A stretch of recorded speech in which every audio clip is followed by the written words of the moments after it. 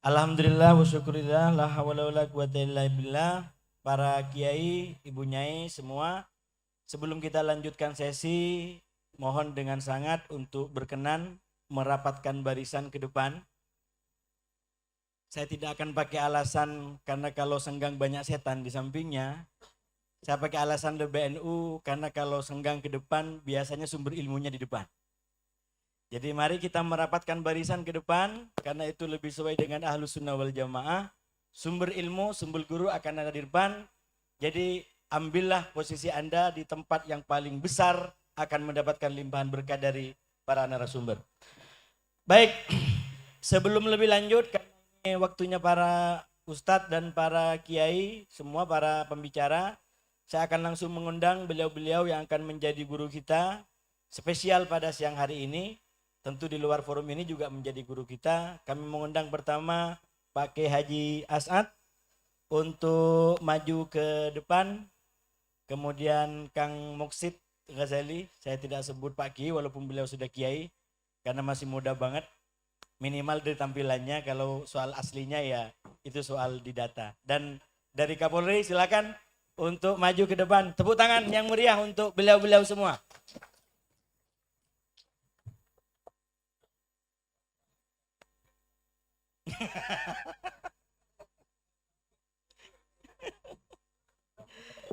Monggo, monggo Kiai.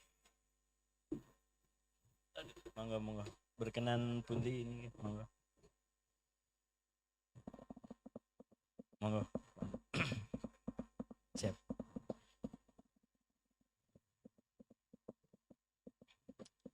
Terima kasih.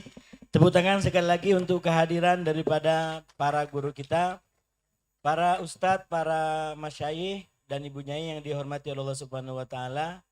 Sebenarnya saya bukan muqaddim yang definitif di sini, tapi saya diminta ya kita maju aja dulu. Sebelum saya serahkan kepada beliau-beliau, mungkin hanya sebagai kerangka dasar, saya tidak mau jadi pembicara yang pertama. Ini tema kita tentang fikih siasa, mungkin lebih kepada tentang ketahanan nasional yang secara materi tadi sudah disampaikan oleh terutama Pak Mahfud Ali MD dan nanti Mahfud MD maksud saya. Ali MD itu teman kami di P3M. Ya, pikiran-pikiran besarnya sudah disampaikan oleh Pak Mahfud tadi tentang bagaimana fikih siasa itu berjalan. Dan sesi siang kita pada hari ini kita akan coba memperkaya lagi karena secara materi Bapak Ibu sekalian, habis ini Bapak Ibu akan diminta masuk ke komisi di mana diharapkan di komisi nanti akan ada percikan-percikan ilmu pengetahuan baik yang didapat dari para narasumber sehari ini atau dari yang memang sudah ada sebelumnya. Dan kita harapkan nanti di komisi kita bisa lahirkan rumusan yang itu kita bisa jadikan risalah atau oleh-oleh yang bisa disampaikan kepada masyarakat dan kepada dunia yang ada di sekitar kita. Itu catatan yang pertama tentang sesi kita. Dan yang kedua Bapak Ibu sekalian, karena kita bicara tentang fikih siasa, maka menurut saya mungkin ada satu hal yang bisa mengantarkan kita semua, terutama mungkin kepada Pak Kiai As'ad nanti materinya, yaitu apa yang kami sebut kalau di dunia Islam itu disebut sebagai anomali politik yang tidak terlalu stabil sekarang ini. Baik di tingkat global ataupun di tingkat regional dan nasional semoga tidak. Ya. Nasional semoga tidak. Di global misalkan Bapak Ibu kita menonton bagaimana perang yang itu secara face to face menghadapkan langsung di antara dua kekuatan besar. Dan itu dampaknya luar biasa. Di regional Timur Tengah misalkan itu sudah luar biasa, negara-negara yang sesahadat sama kita itu banyak yang berjatuhan. Yang terbaru adalah di Niger yang itu tiba-tiba dikudeta dan mohon maaf warganya sama dengan kita yaitu minal kalimatain syahadatain. Min abna'i syahadatain. Sama-sama orang yang membaca dua kalimat syahadat. Nah, di sini kemudian kita menjadi penting menjaga Indonesia ini agar tidak terbawa dalam tren yang buruk. Nah pesantren ini catatan terakhir, kalau kata Gus Dur itu adalah disebut sebagai subkultur. Dan Pak Mahfud tadi telah mengurai apa hibahnya, yaitu karena dengan adanya pesantren, sadar atau tidak, itu membuat pola hubungan di Indonesia tidak serentan di dunia. Dengan adanya para kiai yang kekuatan tersendiri, maka terlerai potensi konflik di antara zaim atau pemerintah dengan rakyat. Yang itu sekarang kita jamak terjadi di sana. Nah, untuk mengurai lebih dalam tentang itu semua, Pak Kiai As'ad ini sudah malang melintang secara bahan bacaan dan juga pengalaman. Kita mohon ilmu dan barokahnya kepada beliau untuk buka-bukaan aja Kiai kepada para kiai ini agar mereka juga semakin dapat kenapa kita harus mempertahankan, memperkuat wawasan kebangsaan, termasuk diantaranya melalui kurikulum pesantren. Waktu dan tempat, saya memastikan apakah ini live? Live ya, baik. Ini penting karena zaman sekarang ini banyak kita nggak sadar live, kita nggak sadar itu kalau adalah live. Akhirnya banyak masalah. Jadi ini adalah live, mohon kehadiran para pembicara menyesuaikan mana yang memang konsumsi publik dan mana yang tidak. Mungkin kalau ada yang sangat berbahaya bisa minta untuk di offin dulu. Kita ingin para hadirin yang diutamakan bukan yang para ghaibin ya. Karena live itu sebenarnya mengutamakan ghaibin dan ghaibat. Yang di sini malah dinomorduakan. Nah, ini forum kita utamakan untuk para hadirin. Kalau nanti dari ada yang sifatnya mungkin agak catatan, mohon kesediaan untuk dimatikan dulu dan mohon koda dari para kiai semua. Monggo Pak Kiai As'ad untuk memulai paparannya. Waktu dan tempat dipersilakan, kurang lebih mungkin 20 menit.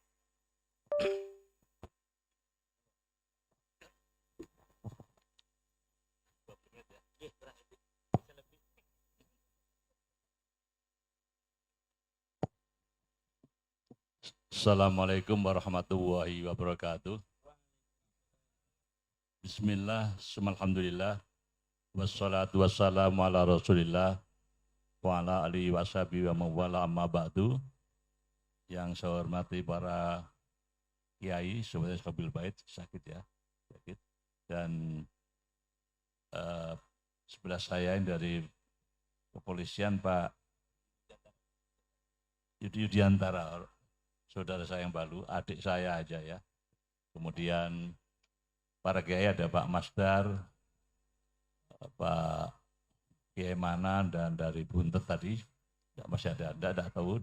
Dan semua kiai yang hadir pada ini, dan juga ini pembawa acara dan moderator. Pembicara ya, maaf. Pak Kiai Mukhid ya. Dan juga adik-adik para mahasiswa, saya akan langsung pada to the point saja. Ini judulnya apa saya nggak tahu ya. Tadi ketinggalan di sini. Wawasan kebangsaan itu aja lah ya. Saya akan cerita mengenai, saya bikin bukunya masalah itu. Ini ada negara Pancasila, ada Islam Pancasila kerukunan beragama, tak tulis semua udah sebenarnya ya. Kemudian ada Al-Qaeda, karena bidang saya itu dulu. Kita menangani dari tahun Hambali pertama sampai saya pensiun, dan sekarang juga masih. Walaupun pensiun kalau udah profesi itu ya kita tahu diem namanya dosa. Kalau kita tahu berbuat, insya Allah umur panjang, kira-kira gitulah. Dan saya singkat aja, sebenarnya ini kita menghadapi pertama, kita ini pewaris dari Pancasila. Bahkan kita punya andil besar ulama para pesantren. Mbah Wahab lah yang pertama 2014 membuat syair Subhanul Waton yang ucapkan ada fatul kubul waton mina iman. Itu ya, itulah bahwa agama dengan negara digandingkan. Kalau sistem barat itu agama urusan pribadi, bukan urusan negara. Kita agama menjadi urusan negara. Dan mengambil dalil dari Imam Ghazali Bismillahirrahmanirrahim. Ad-dinu was-sultanu amani. La yatimu ahaduma bil akhar. Ad-dinu asas was-sultanu haris.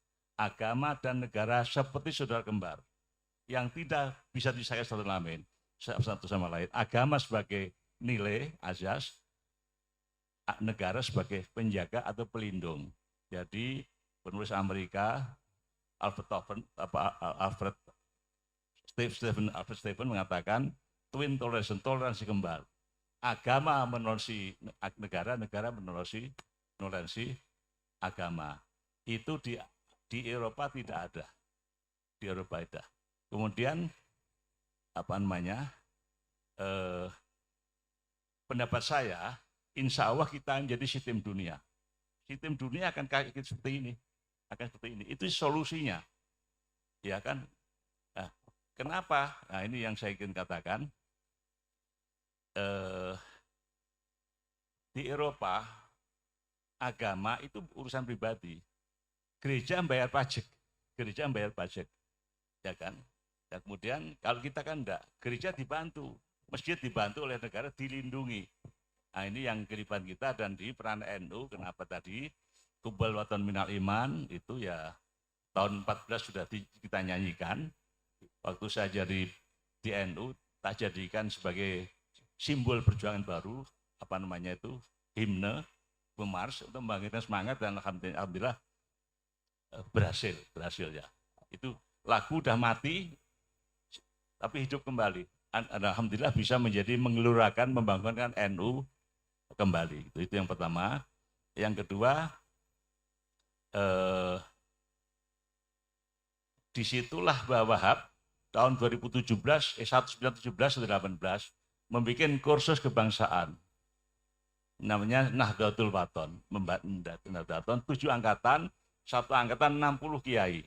7 kali angkatan. Itulah sumber dari bibit-bibit dari kebangsaan kita, kebangsaan yang beragama, bukan yang sekuler, yang berkarya itu ya. Jadi kita ini Pancasila ya dari situ itu. Makanya kita yang wajib menjaga Pancasila. Ada enggak pesantren NU yang teroris? Tidak ada. Maaf ya, tidak ada. Orang NU ada enggak yang ada orang Hambali. Hambali bukan Wahabi.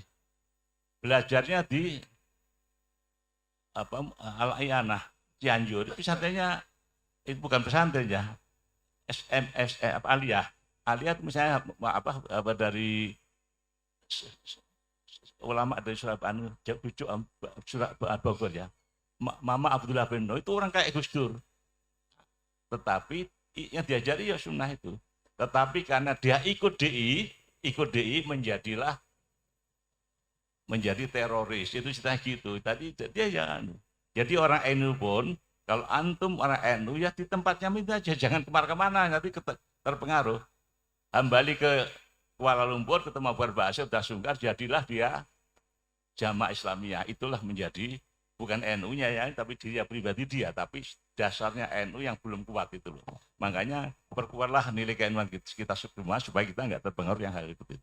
Kita wajib kita adalah menjaga NKRI yang bukan negara agama, bukan negara sekuler. Itu yang pertama. Dan kita punya warisan wasiat untuk menjaganya seperti itu. Itu yang pertama. Pancasila. Kemudian kita apa? Itu sering ada keliru ya. Kita ini kan kita wilayah Islam, Darul wilayah Pak, Darul Islam wilayah Islam. Nggak daulah Darul negara Islam. Kita ini wilayah Darul Islam, kita ini wilayah Islam. Bukan DI ya, bukan DI. Ya yang di mana ya wilayah di mana kita pernah tinggal umat Islam. Tetapi bukan daulah Islamiyah, kita daulah Pancasila tadi, itu sebetulnya berbeda. Ada itu kan fikihnya ada kok itu ya. Ada yang daerah perang Darul Harb itu ada semua. Kita Darussalam, kita itu ya Darul yang pernah ditembak itulah. Makanya kita ada negara yang daulah Islam watonnya kebangsaan itu yang pertama. Kemudian tahun 21 sampai 31 ada kongres umat Islam penyelenggara adalah SI, Syarikat Islam. Apa isinya? Topiknya, salah satu topiknya adalah khilafah Islamiyah mau jatuh di Turki. Kita bagaimana sikapnya? 1921 sampai 31. NU belum ada, diwakili oleh Kiai Wahab Hasbullah, dan Kiai Asnawi Kudus. Saya dari Kudus, maka ya itu. Jadi kebetulan wakili apa? Dia ikut 2 tahun, 2004 keluar. Kita nggak perlu khilafah. Khilafah nggak ada, nggak perlu diadakan lagi, perang terus nanti nggak perlu. Muhammadiyah keluar tahun 26. Dan Muhammadiyah seperti kita menolak sistem khilafah. Kita ribah itu. Kemudian terus kemudian kita jadilah Pancasila. Ketuhanan Yang Maha Esa. Ribut kan dulu kan. Bung Karno itu yang bikin Pancasila Bung Karno, tapi kebangsaan nomor 1. Ya kan? Ketuhanan terakhir. Oleh para kiai dirubah. Ketuhanan yang nomor 1. Itu sumber dari nilai. Itu sumber dari nilai. Sedangkan kemudian yang kedua pasal 4. Sila keempat. Apa? Kerakyatan yang dipimpin oleh hikmat, kebijaksanaan dan persahabatan. Apa enggak kata demokrasi? Enggak ada. Kenapa kita nggak mau demokrasi? Demokrasi waktu itu konotasinya barat, individualisme. Demokrasi kita bukan individual, maka diberi kerakyatan. Itu ada artinya demo apa? Rakyat, konotasi rakyat. Waktu itu kiai-kiai pada alergi yang kuasakan Allah. Kita tolak istilah demokrasi, kita pakai istilah kerakyatan yang dipimpin oleh rakyat. Nah, demokrasi itu kesetaraan di dalam politik. Kesetaraan politik. Ekonomi enggak. Makanya demokrasi itu ya yang kuasa memang orang kaya, ya Pak ya. Di mana orang kaya? Makanya timbul paham sosialisme yang aja. Di semua begitu. Kita demokrasi kita bukan seperti itu. Demokrasi yang apa namanya menurut Pancasila tidak seperti itu, hanya ini persoalannya. Tahun 2000 tahun berapa ada perubahan Undang-Undang Dasar. Itu prinsip keadilan sosial Pak Masdar hilang dari Undang-Undang Dasar kita. Ganti keadilan itu aja. Jadi kita ada yang bajak sehingga akan menjadi persoalan. Misalnya begini ya, jalan tol. Tol misalnya tadi bicarakan tadi, kan tanah rakyat kan. Kalau yang pakai negara, tafadhol silakan. Tetapi kalau yang dari swasta, mestinya rakyat itu mendapat penanam modal. Tidak bisa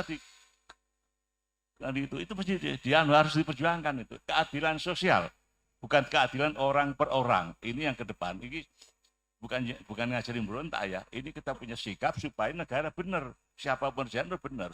Karena kita undang-undang itu dibaca tahun waktu kemarin itu yang amandemen itu yang pertama. Nah, sekarang gimana konstelasinya? Intinya bahwa ada 2 kekuatan yang berperang di sini. Kekuatan yang ingin menguasai kita melalui amandemen, liberasi politik. Sudah tahu semua, liberasi sosial. Itu siapa maksudnya? LGBT boleh, maunya aborsi boleh, itu liberasi sosial. Itu ya dibolehkan di pasal 28 itu. Pasal 28 ya, sampai itu sampai dapat dari ayat 1 sampai Y. Itu Pak ya, kebebasan barat 100%. Hanya ada 2 orang muslim. Yang satu Fahmi Syedin Zuhri orang NU, yang satu Partai Akbar Muhammadiyah. Ngotot, harus ada batasnya. Makanya batas Y, pasal 8 Y mengatakan negara berhak membatasi HAM seorang. Pembatasan itu kalau melanggar HAM orang lain. Itu masih kurang Pak, masih kurang. Bagaimana kalau melanggar budaya? Hak wilayah tidak ada. Makanya sekarang orang bisa mulai punya tanah 50.000 hektar. Ya, saya tiap minggu mesti datang orang mengeluh, Pak, kita gimana? Terjepit oleh kira itulah, saya nggak mau lebih lanjut seperti itu dan nanti kita di forum terbuka seperti itu. Tapi itulah kita harus perbaiki bahwa sesuatu atas amandemen, makanya jangan jangan tidak berpolitik. Kita politik kepada yang baik, yang politik yang anti korupsi itu ya, yang didukung, jangan yang berkorupsi yang didukung gitu loh ya. Itu yang pertama. Yang kedua, kebebasan ala barat harus kita luruskan. Yang kedua yang kita hadapi, yaitu yang kayak kita ini yang pakai PC, pakai itu ngaku muslim tetapi membunuh sesama muslim. Tujuannya baik menghadapi barat, tetapi torikohnya, caranya kekerasan itu tidak boleh. Islam tidak boleh mengakan kekerasan. Itu loh. Jadi Al-Qaeda itu tujuannya apa? Kan ngerebut Palestina dari Israel. Melawan barat. Tapi kekerasan. Kok tidak punya kekuatan, kok kekerasan? Ya kalah. Politik tas citra. Politik is citra. Kalau citranya jelek, tidak akan menang. Makanya kita orang NU citranya harus menjadi baik supaya kita menang di dalam pertempuran. Ya, yang pintar, yang gagah, yang bersih gitu loh. Yang ganteng-ganteng gitu kan. Ini, kalau pakai PC ini ganteng gitu ya. Itu jadi musuh kita yang satu adalah yang ingin kebebasan model mereka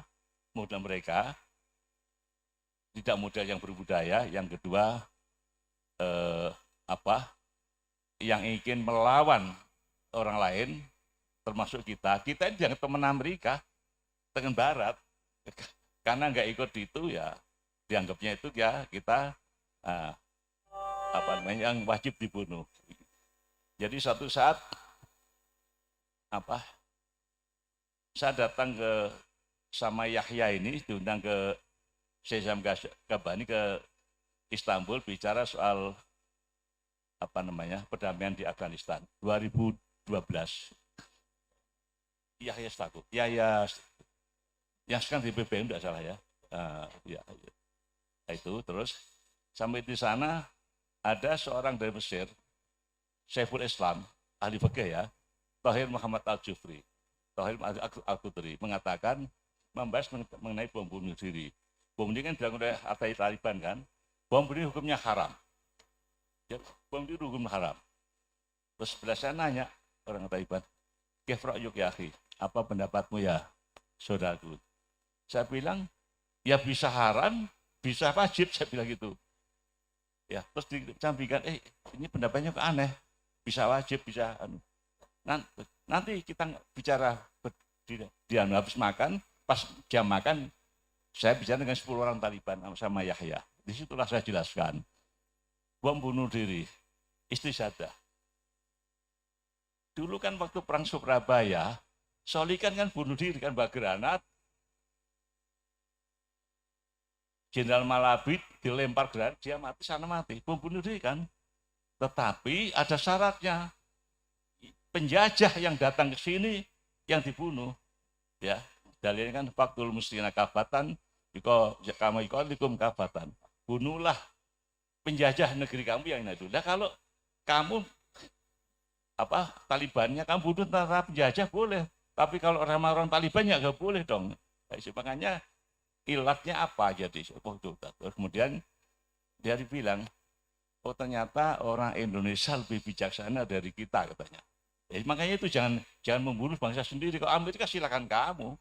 Nah ini kan Taliban di sini yang dibunuh kan ya kita juga kan. Nah, intinya ginilah, waktunya udah minum lagi. Ini solusinya bahwa kita sekarang bagaimana caranya mendukung sistem yang sedang berjalan seperti ini. Tetap kita bukan negara agama, negara ya kita negara banyak, bukan negara sekuler, kita jaga bersama. Artinya yang ingin kita menjadi LBGP boleh, kawin seni boleh, kita hadapi tidak dengan kekerasan tapi dengan politik. Inilah bernya politik. Jadi tidak boleh dengan kekerasan, tempol tidak boleh, ya kan? Tapi jangan dibiarkan itu terjadi. Artinya perubahan ke depan pasal sekian itu, 8 itu, ataupun minimal kita melarang ada gerakan-gerakan seperti misalnya macam-macam lah, antum dah tahu semua LGBT dan jenisnya itu, dan juga kemudian kebijakan ekonomi, korupsi itu kan bagian korupsi kan peninggalan orang Barat, karena yang kaya-kaya Ya, ya. Kalau di negeri barat itu karena keserataannya politik, ekonomi tidak politik, timbullah itu tadi sosialisme dan timbullah korupsi. Sebenarnya dari persoalannya dari situ itu. Kemudian yang ketiga, kita sebagai ini akhirnya kecelek ya. Sekarang Pak Polisi ya, harus ada Karima itu pesantren yang di Solo itu yang dulu radikal. Sekarang mau kembali ke Pak Ahlus Sunnah wal Jamaah. Itu gimana itu? Ya kita yang benar itu. Ya kan akhirnya begitu. Ya. Ngeruki itu udah bubar. Ini saya cerita terakhir nih.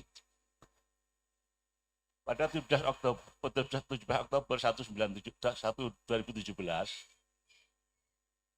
kita mengadakan apel besar di Tawangmangu tengah malam jam 3 malam kita di puncak gunung. Ada sekitar 25.000 apel. Waktu itu teman-teman TNI ngomong, Pak Sat kita enggak, NU kenapa diem soal PKI, nanti aja ikut saya tanggal 3 ada Jenderal Kiki Nasraki, Kisah Negeri Soekarno satu lagi ikut, tapi kamu naiknya jam 6 aja, kalau saya jam 3 di bawah, jam 3 mereka akhirnya selesai ngeri, Pak Sat ini NU udah anu ya, kalau udah gini kayak surupan, ya lalawatan biasa sholat, artinya Pak Sat ini ngadepi PKI udah beres. Saya bilang PKI ini suruh sini bunuh yang mana? Jadi yang jelas dong saya bilang. Ya percaya ini kan. Nah, apa yang terjadi? Ini hikmah yang luar biasa. Jadi kedengaran orang nggak apa-apa. Pas hari itu datanglah utusan dari Yaman, Jamiah Al-Iman, itu yang bimbingan dalam apa namanya itu Al-Jindani. Iman itu pusat radikalisme di Timur Tengah. Nah, itu ya itu aja.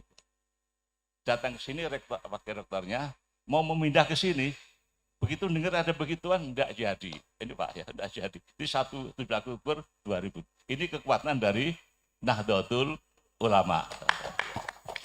Demikian, asal kita kompak, asal ada begini terus ya polisi terutama ya dia. Bismillah, terima kasih. Wassalamualaikum warahmatullahi wabarakatuh. Waalaikumsalam warahmatullahi wabarakatuh. Boleh dong tepuk tangannya yang lebih berkekuatan. Kalau bisa yang berkekuatan tetap. Coba tepuk tangan yang berkekuatan tetap untuk kita semua. Nah, ini bukan apa-apa. Kalau selalu kita bicara tentang sumbangsi NU terhadap NKRI, maka salah satu yang secara langsung itu dilakukan adalah Kiai Ashar sendiri adalah bagian dari elemen sumbangsi NU untuk NKRI ini. Karena melalui jabatan beliau di Badan Intelijen Negara, banyak hal yang sudah dilakukan oleh beliau. Tepuk tangan, terima kasih Pak Kiai, tepuk tangan untuk beliau. Ini materinya silakan nanti didalemin, ada soal ijtihad tadi, soal warisan, termasuk soal tantangan tadi. Tapi kalau saya sebagai orang yang mengikuti karya dan mungkin perjuangan beliau dari senyap gitu ya, saya hanya mau menyampaikan salah satu dari karya Pak Hasan ini adalah yaitu kisah pertaubatan dari disebut sebagai 4 keluarga Ali. Itu dalam sejarah terorisme terkenal ya. 4 bersaudara semuanya bomber Al-Qaeda.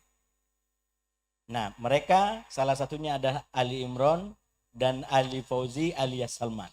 Nah, itu di dalam salah satu penuturan mereka, faktor yang membuat mereka berubah adalah sentuhan-sentuhan emas, pendekatan-pendekatan yang dilakukan oleh Pak Asad Ali. Jadi kontribusi NU kepada NKRI betul-betul nyata, termasuk salah satunya melalui beliau Kiai Asad Ali. Tepuk tangan sekali lagi untuk beliau. Nah, mau nyambung ke ini sebenarnya ke Kak Musik, tapi ada permintaan khusus jangan ke saya lah katanya. Saya terakhir aja. Jadi kita akan minta dari kepolisian, mungkin pengantarnya adalah begini Pak Yudo. Selalu ada tantangan yang begitu banyak ya, karena permainannya luar biasa, taktiknya luar biasa. Nah, ini di hadapan Pak Yudo adalah orang-orang yang punya umat, punya jamaah, yang punya peran di dalam mencoba menjaga stabilitas dan keamanan negara kita tercinta. Kalau ada yang diharapkan, ada yang diinginkan atau mungkin kritikan dari Pak Yudo sebagai perwakilan Polri, ini menurut saya tempatnya untuk disampaikan dan Sekali lagi kalau ini adalah sensitif kita tidak akan buka karena ini untuk kebaikan kita semua. Saya rasa itu untuk materinya Kang Yudo, silakan apa yang mau disampaikan kepada para kiai dan ibu nyai yang hadir pada forum kita siang hari ini. Waktu dan tempat dipersilakan 20 menit yang sama. Terima kasih Pak Moderator. Assalamualaikum warahmatullahi wabarakatuh. Yang terhormat Bapak Kiai ya, di sini ada Pak Kiai Haji Sarmidi Husni MA, kemudian ada Dr. Kiai Haji Abdul Bunyamin MA ya kan. Kemudian beberapa kiai-kiai yang saya hormati dan saya banggakan. Kemudian dari narasumber juga Pak Kiai Asad dan narasumber yang lain dengan Pak Moderator, terima kasih atas waktu yang kepada kami. Sebelumnya saya memperkenalkan dulu secara singkat ya kan. Nama saya Brigjen Pol Yuyun Yudhantara ya. Saya bertugas di Baintelkam Mabes Polri. Jadi di Intelkam, kalau Pak Asad dulu di BIN, saya di Intelnya polisi lah gitu kira-kira, Baintelkam Polri ya. Kami diperintahkan oleh Bapak Kapolri untuk mewakili karena Pak Kapolri sedang ada banyak kegiatan yang tidak bisa ditinggalkan.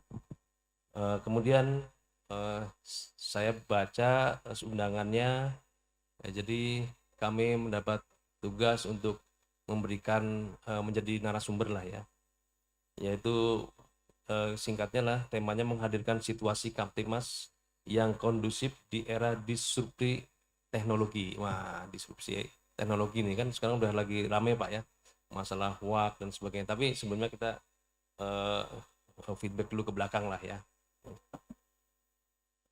Kita sebagai negara kesatuan Republik Indonesia ini kan sangat luas sekali ya. Luas daratannya aja 1922.570 km persegi kan.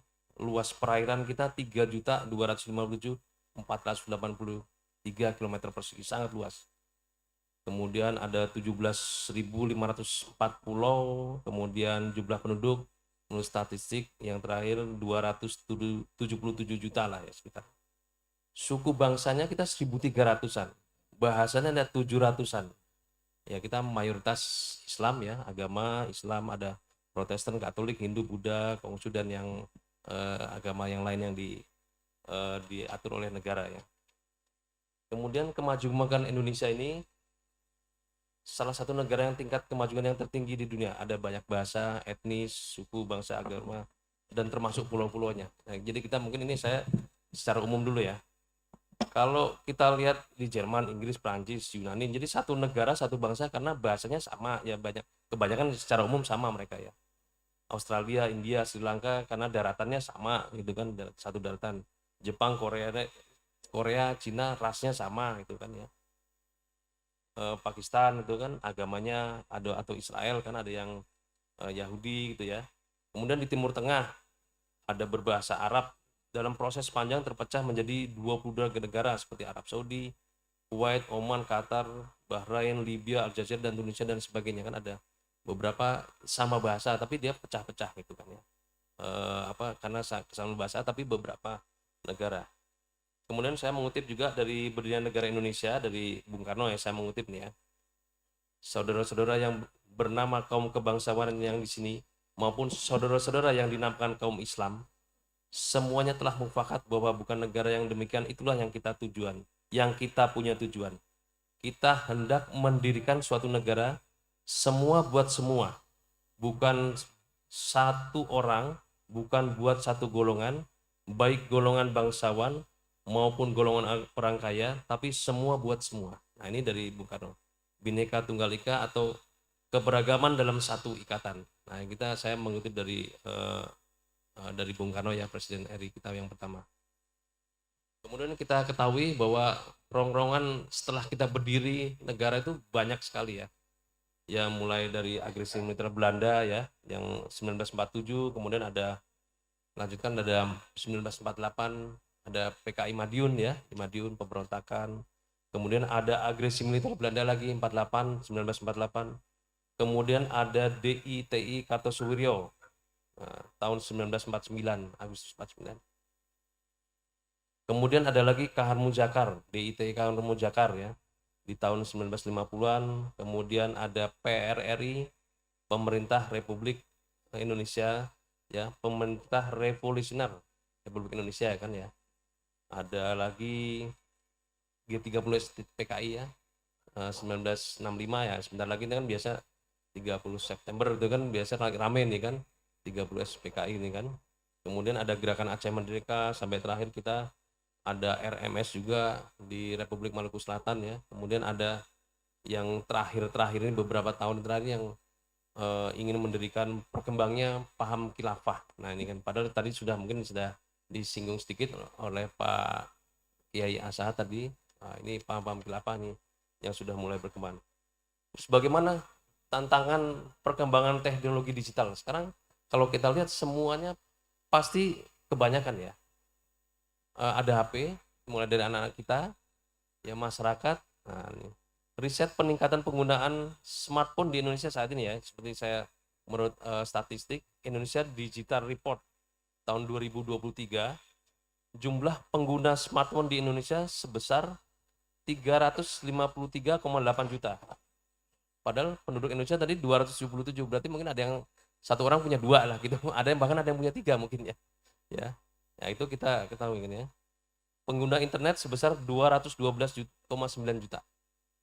Aktif di media sosial sebanyak 167 juta atau 60,4% dari jumlah penduduk.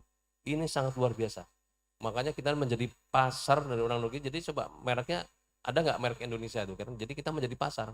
Ada iPhone, ada Samsung, ada Advan, macam-macam lah ya. Itu dari merek dari mana? Ya kan?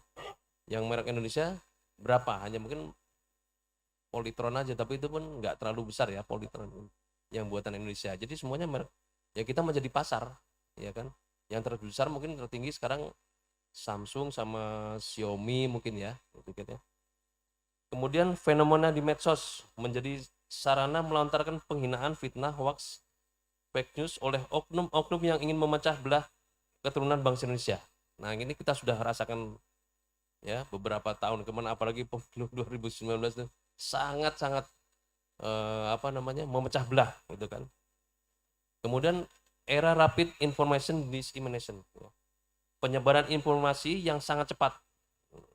Seperti ini kan sudah ada diteliti ya, dalam 1 jam itu kalau sosial media itu Twitter, Facebook, kemudian ada SMS sama BBM Messenger, WA lah sekarang ya, itu cepat sekali.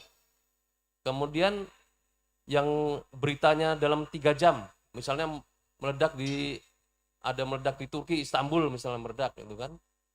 Kemudian ada di Nigeria pemberontakan dan sebagainya. Itu cepat, itu dalam 3 jam pasti udah ketahuan. Lewat CNN, TV One, RCTI, Metro TV pasti udah menyiarkan.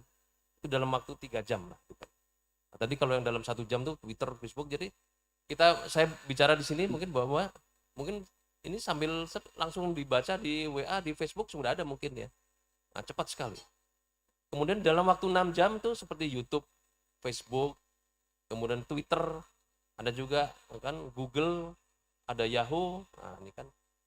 Jadi dalam waktu 6 jam tuh pasti sudah kita buka Twitter, kita buka Facebook, YouTube, udah keluar tuh. Ada kemarin begitu ada ribut-ribut masalah tambang di Rempang, ada di Gorontalo, kan. Cepat kita kan. Bapak-bapak lihat-lihat buka YouTube langsung keluar dalam 3 jam, 6 jam tuh udah kelihatan.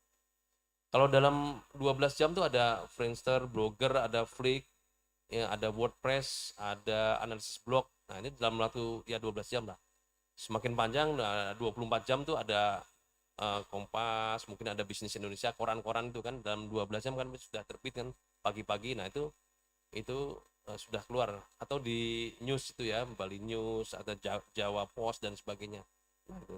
Tapi semuanya tuh sangat cepat, begitu cepatnya.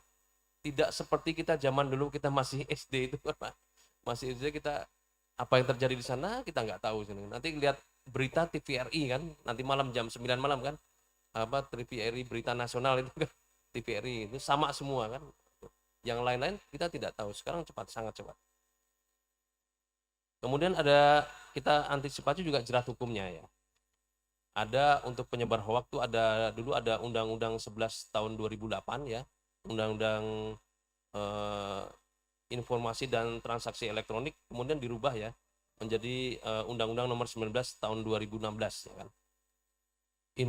Undang-Undang Informasi dan Transaksi Elektronik atau Undang-Undang ITE. Nah, kan sekarang ya.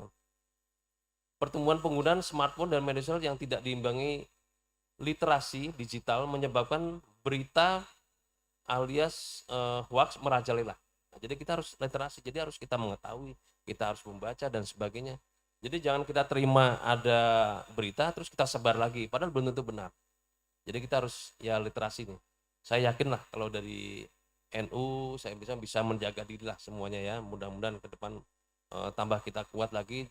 Jangan menyebarkan hoax sembarangan karena akan ya itu tadi akan merusak. Contohnya kita beberapa tahun lalu 3 tahun yang begitu ada di Surabaya dengan orang Papua ributnya di Surabaya tapi meledaknya di sana di Jayapura, meledak di mana, dibakar-bakar di sana di Jayapura di mana. Nah itu kan efek itu kan sebentar saja, hanya berapa jam saya di sana dengar. Nah itu aja ya. Kemudian ada ancaman juga ya, pasal-pasalnya ya, ini contoh aja ya, pasal misalnya pasal 454 ayat 1 Undang-Undang 19 2016 yaitu dipidana dengan pidana penjara paling lama 6 tahun dan atau denda paling banyak 1 miliar ya, paling lama 6 tahun. Nah, kita lihat di TV beberapa orang yang sudah ya tidak usah saya sebutkan namanya sudah kena undang-undang ITE kan, bapak-bapak mungkin sudah mengetahui ya siapa yang kena pasal-pasalnya ini. Kepolisian ya kita sebagai Polri meminta masyarakat tidak langsung mempercayai dan menyebarkan pesan berantai melalui perangkat elektronik karena bila ternyata pesan tersebut tidak benar bohong maka penyebarnya bisa dikenai sanksi pidana. Nah ini kan ya. Misalnya Bapak dapat ini, wah nih saya sebarin nih, tapi tidak kan sudah beberapa ada yang kena juga kan kalau kita lihat di TV sudah diproses pidana. Jadi setiap orang harus hati-hati dalam menyebarkan pesan berantai lewat perangkat elektronik. Sekarang banyak SMS, WA maupun surat elektronik, email hoax yang berseliweran. Bila masyarakat menerima kabar bohong agar melaporkan ke pihak berwajib, artinya laporkan saja ke polisi Pak. Kalau misalnya ada kabar bohong nih, wah saya nggak benar nih, wah nih yang dari pondok pesantren ini misalnya dibully apa itu, saya nggak benar nih, lapor aja ke polisi. Nah itu nanti kita ada nanti dicek di sana dari kepolisian di bagian IT-nya nanti pasti akan menyidik kemudian akan memproses hukum sejauh mana. Kemudian kita juga tahu kan generasi kita ini sekarang ini generasi menurut para ahli generasi merunduk, anak-anak kita lah kita lihat. Kalau kita makan bersama itu kan malam itu kan mereka pegang HP sendiri jadi pada merunduk semua, jadi generasi merunduk kan, betul kan Pak ya? Namanya generasi merunduk ini kan merunduk ini semua. Itu kan itu anak-anak kita sekarang kita merasakan di rumah juga ya, kita merasakan kalau diajak makan malam anak-anak saya lah gitu kan, ayo 3 orang ya benar anak saya 3 orang laki-laki itu ya sudah. Ya, masing-masing bawa HP sendiri-sendiri begini loh, kapan ngobrol ya? Saya bilang kalau kita makan tutup dulu HP-nya kita ya, adik-adik apa Dek, tutup dulu deh HP-nya kita ngobrol dulu lah gitu kan.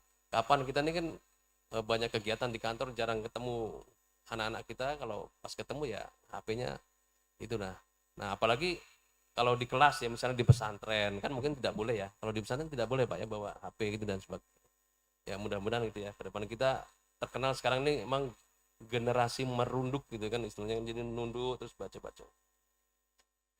Kemudian dinamika kamtip yang terjadi ya, atensi saat ini kan Indonesia memiliki tingkat keberagaman yang tinggi. Konflik sosial sering terjadi akibat dipicu oleh suku, agama, ras, dan antar golongan. Pandemi COVID yang kemarin ya, memberikan dampak terhadap situasi ekonomi Indonesia.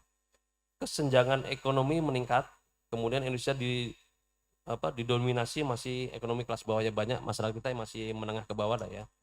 Tingkat pengangguran terbuka mencapai 6,49% atau sekitar 9,1 juta jiwa.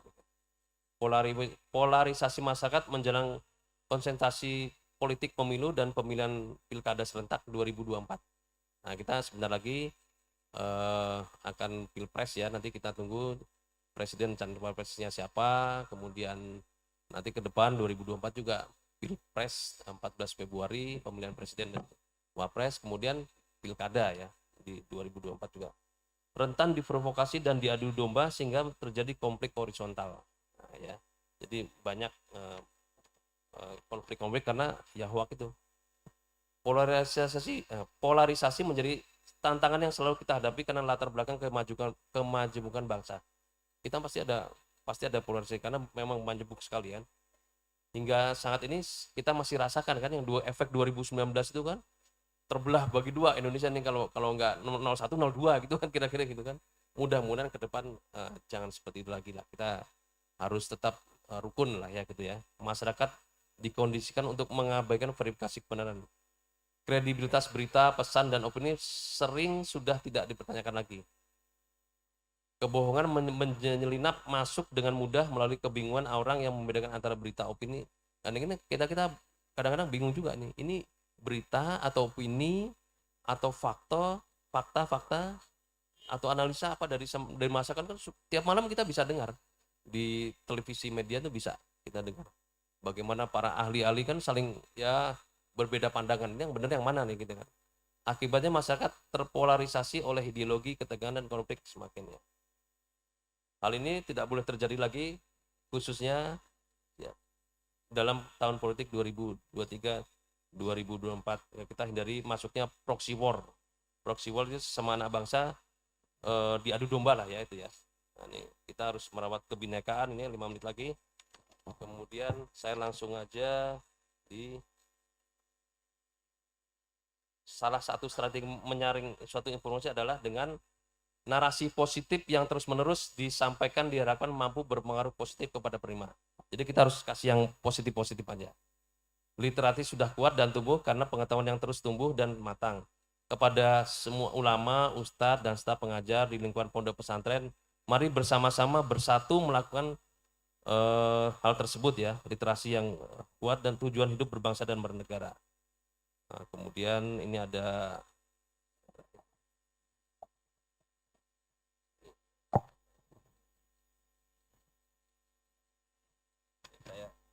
yang penting ya, saya sampaikan ini mungkin peran ulama dalam menangkal penyebaran hoaks nih, yang terakhir ya. Sesuai dengan Fatwa MUI nomor 24 tahun 2017 tentang bermuamalah dengan media sosial. 1. Tidak melakukan gibah, bergunjing, fitnah, naminah, mengadu domba, dan menyebarkan permusuhan. 2. Tidak melakukan bullying, ucapan kebencian, dan permusuhan. 3. Haram menyebarkan hoaks, berita bohong. Nah ini kan benar nih, ini saya mengutip dari Fatwa MUI ya, menyebarkan materi tentang pornografi, kemaksiatan, haram untuk sebarkan konten yang benar tetapi tidak sesuai dengan tempat dan waktunya. Haram untuk produksi, sebarkan, dan membuat dapat diaksesnya konten informasi yang tidak benar. Melaksanakan tabayun apabila menerima berita informasi yang diragukan kebenarannya. Berani bicara kepada masyarakat apabila ada berita informasi yang tidak benar. Nah ini saya mengutip, mudah-mudahan ini peranan bapak-bapak, bapak kiai, ibu-ibu di sini ya. Saya rasa ini pasti akan dilaksanakan. Ya ke depan kita akan aman dan pilpres, pilkada mudah-mudahan aman ke depan. Terima kasih. Wassalamualaikum warahmatullahi wabarakatuh. Waalaikumsalam warahmatullahi wabarakatuh. Terima kasih Pak Yuda. Boleh tepuk tangan yang bila syakin. Ini tepuk tangannya masih masyukur. Coba tepuk tangan dengan penuh yakin untuk Kang Yuda. Karena paparan beliau sangat penting tadi tentang bagaimana view Indonesia secara global, dan yang kedua tentang bagaimana kita anti hoax ya, terutama melalui handphone. Dan alhamdulillah pondok pesantren insya Allah memang diselamatkan oleh Allah dari fitnah-fitnah hoax. 1, karena kebanyakan pondok melarang handphone, ya kan? Yang kedua, kalaupun nggak dilarang sedikit kuota. Nah, yang ketiga, kebanyakan pondok ada kuota, nggak ada sinyal. Jadi itu kalau kita bicara pondok pesantren bukan hanya di Jawa Barat ya, tapi di Indonesia yang di pelosok-pelosok. Dan itu cara Allah menyelamatkan kita komunitas pesantren dari berbagai macam kerusakan hoax. Boleh tepuk tangan untuk Pak Yuda. Terakhir, saya ingin memberikan pancingan kepada senior saya secara usia ini, Kang Muksid ini. Karena ini beliau memang minta terakhir untuk bicara gitu, karena ingin memantau perkembangan seperti apa. Nah ini Kang Muksid, terus terang saya tidak ingin kemana-mana lah. Ayo kita bicara keluarga kita ini. Karena Kiai itu dalam membuat NU ini luar biasa karena ada peran yang luar biasa dari beliau. Dari peran-peran Kiai. tema Kang Muksid ini adalah akhlak politik kiai yang berkeakhlakan gitu, berkeadaban, kurang lebih gitu. Nah sekarang begini Kang Muksid, tadi pagi sudah mulai ada benturan ini saya lihat antara faksi Amin dan satunya Kubul. Nah, ya, ini menurut saya ini masalah kita. Jadi Kang Muksid nanti biar kasih istimbat nanti di situ. Gimana cara agar tidak semakin menguat ke depan ini. Kita bisa berkarya tapi tetap dengan karya-karya yang menyatukan, tidak menimbulkan friksi apalagi fraksi. Waktu dan tempat 20 menit yang sama untuk Kang Muksid. Tepuk tangan biar beliau lebih semangat nanti. Coba yang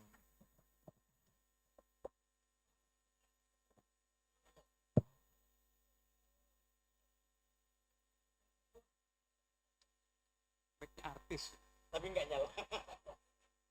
Tadi pagi baru dibahas ada cara NU yang ngetes begini. Wah, ini cara NU tes suara tapi cium. Assalamualaikum warahmatullahi wabarakatuh. Bismillah, alhamdulillah. Alladzi ijtabakum wa ma ja'ala alaikum fid dini min haraj. Millata abikum Ibrahim huwa sammakumul muslimina min qabl. Wa fi hadza liyakuna ar-rasulu syahidan alaikum. Allahumma salli wa sallim wa barik ala Sayyidina Muhammadin Al-Fatih lima ughliq Al-Khatim lima sabaq Nasiril haqqi bil haqq Wal hadi ila siratikal mustaqim Wa ala alihi wa sahbihi haqqa qadrihi wa miqdarihi al-azim Istajib lana ya Rabbal Alamin. Untuk tidak menyatakan amin ya Rabbal Alamin. Kabul. Diminta kepada saya untuk bicara mengenai politik kiai yang berkeadaban. Mafhum mukhalafahnya berarti ada politik kiai yang tidak berkeadaban. Kalau beliau betul-betul kiai, pasti politiknya berkeadaban. Insya Allah seluruh kiai pasti ingat sebuah nazam puisi Imam Syafi'i di dalam bahasa Arab. Idza syi'ta an tahya saliman minal adha wa hadduka mawfurun wa irdhuka sayyinu lisanaka la tadhkur bihi awratam ri'in wa kulluka awratun walin nasi alsunu wa ainuka in abdat ilaika ma'aiba fasunha fakul ya ainu linnasi a'yunu wa ashir bima'rufin wasamih man i'tada wa farik walakin billati hiya ahsan. Ini tepuk tangan ngerti atau? Kalau saya ngerti. Oh. Khawatirnya kalau saya terjemahkan berarti saya melakukan penodaan agama terhadap para kiai ini. Mestinya kan faham semuanya kan? Idza syi'ta an tahya saliman minal adha. Kalau kalian ingin selamat. Wa hadzuka mawfurun wa irdhuka sayyinu. Bagian kalian banyak tapi kehormatannya terjaga. Lisanaka la tadhkur bihi auratam ri'in. Lisanmu harus dijaga. Wa kulluka auratun walin nasi al-sunu. Setiap orang pasti punya cacat, punya kelemahan, dan setiap orang bisa membicarakan aib kita, aurat kita. Wa ainuka in abdat ilaika ma'ayiba. Kalau mata kalian menyaksikan aib pada orang lain, maka katakan kepada mata itu, linnasi a'yunu. Orang lain juga punya mata. Wa ashir bima'rufin. Bermuasyarahlah dengan baik. Baik kelompok waladhdallin amin. Walaupun kelompok waladhdallin istajib lana ya Rabbal Alamin. wa ashir bima'rufin wasamih man i'tada. Kalau harus berpisah, wafarik walakin billati hi ahsan. Berpisah dengan cara-cara yang baik. Di kitab Ihya Ulumuddin ada nazam ini. Di Manaqib Al-Imam Abu Abdillah Muhammad bin Idris juga ada. Tapi apakah para kiai kita sudah mengamalkan ini semua?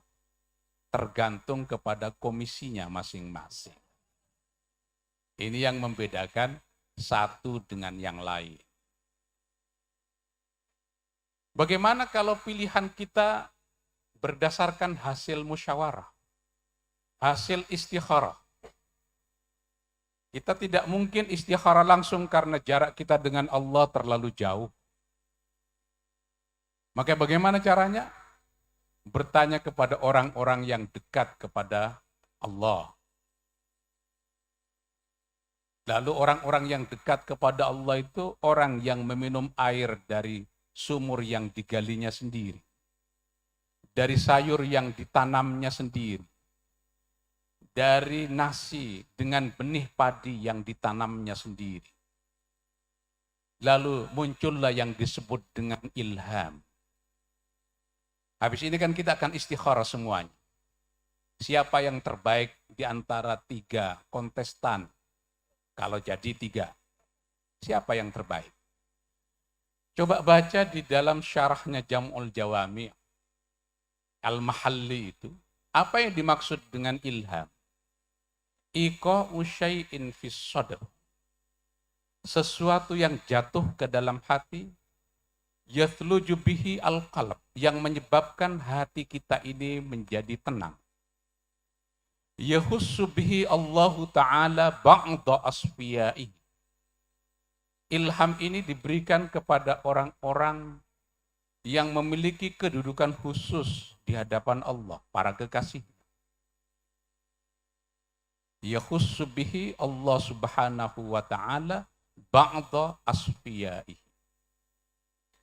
Tapi apakah ilham ini bisa dijadikan sebagai hujjah? Kata Al-Mahalli, innahu laisa bihujjatin. Tidak bisa dijadikan sebagai hujjah. Kenapa tidak bisa dijadikan sebagai hujjah? Li'adami thiqati man laisa ma'suman bikhawatirihi. Karena hatinya orang yang tidak maksum ini tidak bisa mencegat setan untuk tidak masuk ke dalam hatinya. Nanti malam saya mau istikharah. Oke. Duhur-duhur Alphard sudah datang ke rumah saya. Itu mempengaruhi tidak hasil istikharah saya? Kata Al-Mahalli, li'annahu la ya'manu dashisata syaitani fiha. Karena setan bisa menyelinap masuk ke dalam hatinya orang yang tidak maksud. Makanya ilham, mukjizat, wahyu yang diterima oleh baginda Nabi yang menjadi mengikat kepada Nabi dan mengikat kepada umat.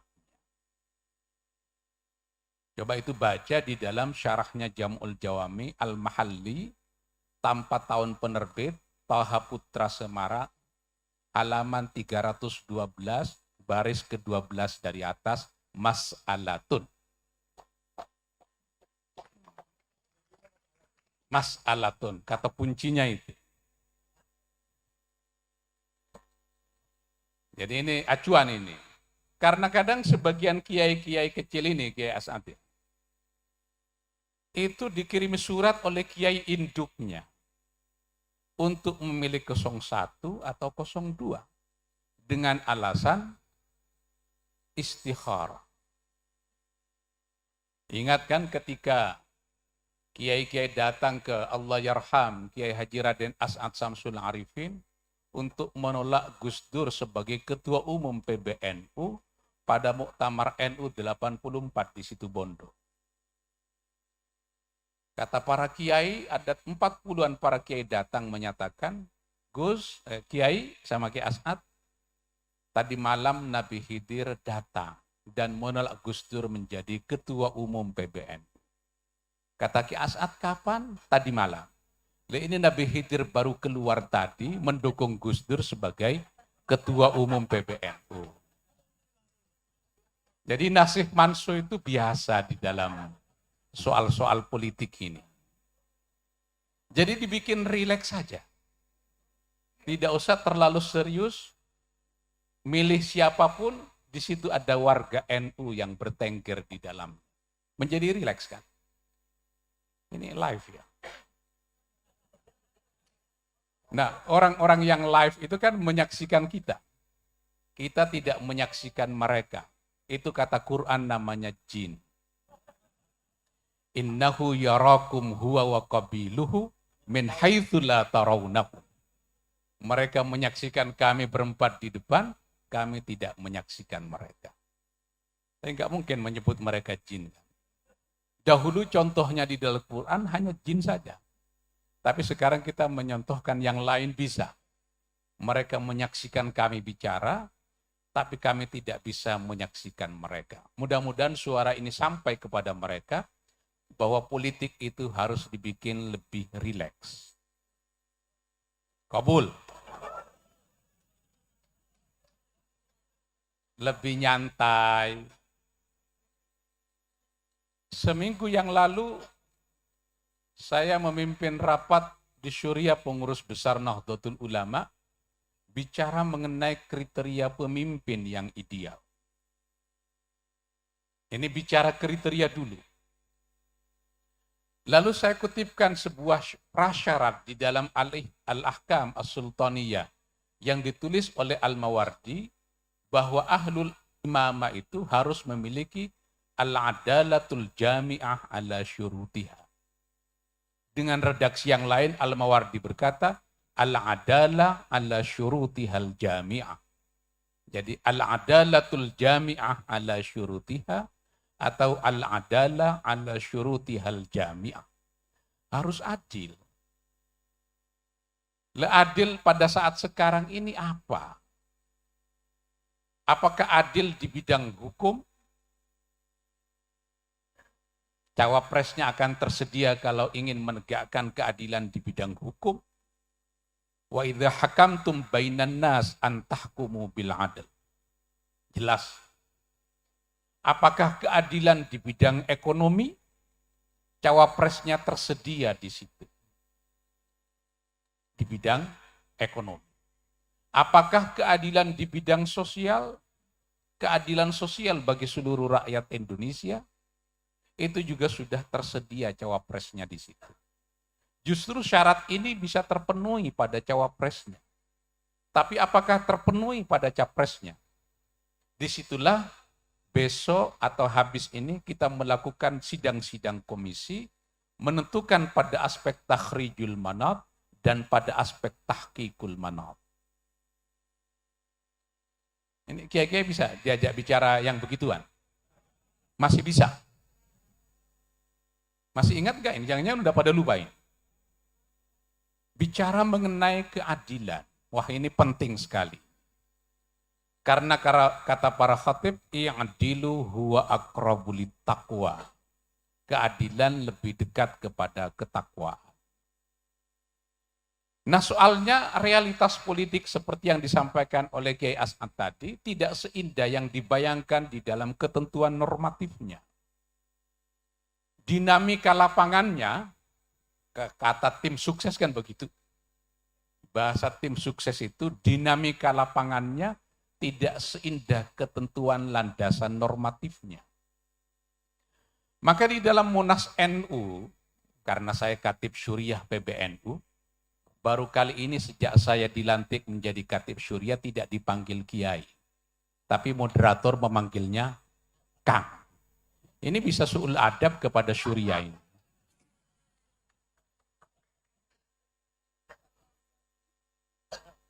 Ini enggak jadi pengurus lembaga ini kayaknya kalau begini. Udah sarungan kayak begini masih dipanggil. Ini SOP Syuriah sekarang kan pakai sarung. Enggak boleh itu sekarang Syuriah tidak pakai sarung itu. Harus pakai sarung. Udah lupa tadi bahasa apa itu? tahqiqul manat, takhrijul manat, dan keadilan. Kita cek itu. Kita sekarang sedang membutuhkan pemimpin yang seperti apa. Zaman dahulu pemimpin itu tidak dipilih secara langsung di dalam demokrasi langsung sekarang. Dulu ada yang disebut dengan ahlul ikhtiar. Sekelompok orang yang diberi mandat untuk memilih calon pemimpin. Tentu kalau Nabi sendiri tidak pernah dipilih oleh masyarakat sebagai Nabi. Jadi Nabi menjadi Nabi itu bukan hasil konferensi, bukan hasil munas, bukan hasil muktamar. Kan nggak pernah ada cerita Nabi dipilih oleh 265 cabang. NU seluruh Indonesia kan nggak pernah ada itu. Jadi Nabi deklarasi sendiri sebagai Nabi. Itu bukan hasil musyawarah. Dan banyak syariat-syariat itu bukan hasil musyawarah. Wajibnya sholat, wajibnya puasa, wajibnya haji, wajibnya zakat, bukan hasil musyawarah. Karena itu dahulu Ahmad Sumargono, Allah yarham, yang mendirikan KISDI itu, menyatakan bahwa ada satu sila di dalam Pancasila yang yukhalif asy-syariah al-islamiyah, yang bertentangan dengan syariat Islam. Karena pada sila yang keempat itu mengutamakan musyawarah. Padahal wajibnya salat itu bukan hasil musyawarah. Wajibnya puasa, sebagian besar syariat itu bukan hasil musyawarah Nabi dengan para sahabatnya.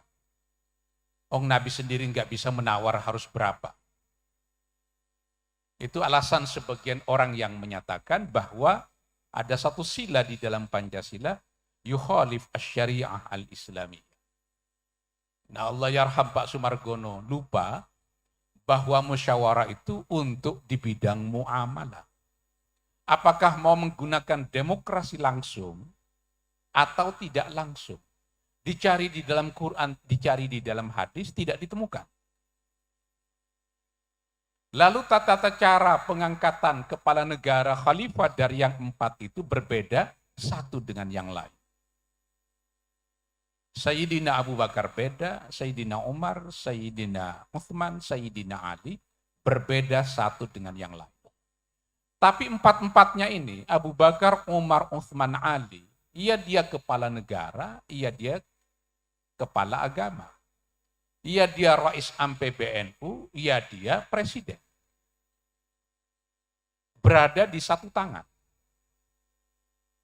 Tapi Rais Am kita menolak secara tegas untuk dicalonkan, baik sebagai presiden ataupun sebagai calon wakil presiden. Menolak secara tegas, karena kata beliau masih jauh lebih mulia, lebih tinggi kedudukan Rais Am ketimbang presiden. Jadi makam Rais Am itu tinggi sekali. Makanya beliau dirayu-rayu dengan tegas menyatakan penolakannya untuk diajak atau dimajukan sebagai salah satu kandidat di dalam pertarungan politik ini. Di Purwakarta kalau adzan diam atau gimana? Lanjut. Ini Khatib Surya sedang mengecek ya pengetahuan keagamaan dari kiai yang datang ini. Musafir semua. Jadi kalau musafir tidak wajib mendengarkan adzan. Ini syariat baru ini, syariat baru tahu saya di Purwakarta ini. Kita tunggu dulu. Monggo.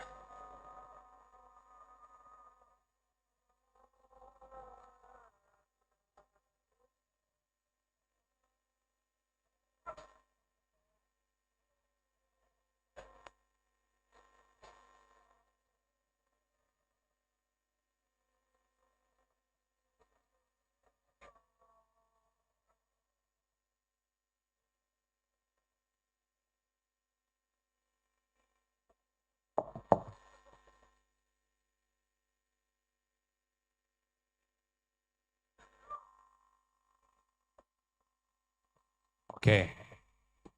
Nyampe di mana tadi para kiai? Hah? Iya sebelum azan itu. Sayyidina Abu Bakar, Sayyidina Umar, Sayyidina Uthman, Sayyidina Ali, mereka adalah ulama, mereka adalah umara. Itulah yang kemarin dibicarakan di dalam Munas NU di Asrama Pondok Gede Jakarta itu. Relasi ulama dan umara. Enaknya bagaimana tuh relasinya? Salah satunya kita menawarkan alaqah jadaliyah, hubungannya dialektis. Saling menopang satu dengan yang lain. Karena karakter ulama-ulama Indonesia ini secara umum beda dengan karakter ulama di Timur Tengah. Karakter ulama di Indonesia ini kan pemangku adat, pemangku tradisi, pemimpin kultural yang memegang umat. Beda dengan ulama-ulama di Timur Tengah yang hanya ngaji kitab, alim-alim memang. Nyari orang sealim Yusuf Al-Qaradawi susah di kita ini. Nyari orang sealim Said Ramadan Al-Buti, Wahba Az-Zuhaili susah. Tapi bedanya di kita, ulama-ulama Nahdlatul Ulama ini menjadi pemimpin di tengah masyarakat. Sehingga hitam putihnya umat itu hampir praktis ditentukan oleh para ulama. Habib Umar di Yaman mungkin kekuatannya beda dengan Habib Umar di Indonesia. Kiai-kiai kita di Indonesia de facto punya kekuatan politik, de facto punya kekuatan sosial. Itu mau diapain itu? Nah, makanya harus ditimbang-timbang pilihan-pilihan politiknya. Ini maslahat buat umat atau tidak. Kadang umat kita ini tidak mengerti kenapa para kiai harus pindah partai, kenapa harus pindah pilihan politik. Dulu 01 kok sekarang 02. Gimana itu? Itu bukan soal baru karena dahulu Imam Syafi'i juga dikritik. Kaul qadimnya begini, kaul jadidnya kok begini. Akhirnya di dalam syarahnya Jam'ul Jawami' dinyatakan taraddudus Syafi'i dalilun ala uluwi sya'nihi dinan wa ilman. Ambiguitas Imam Syafi'i itu menunjukkan ketinggian ilmunya dan ketinggian nilai agama. Kenapa? Kok kelihatan pelin-pan? Pertimbangannya kok berubah-ubah?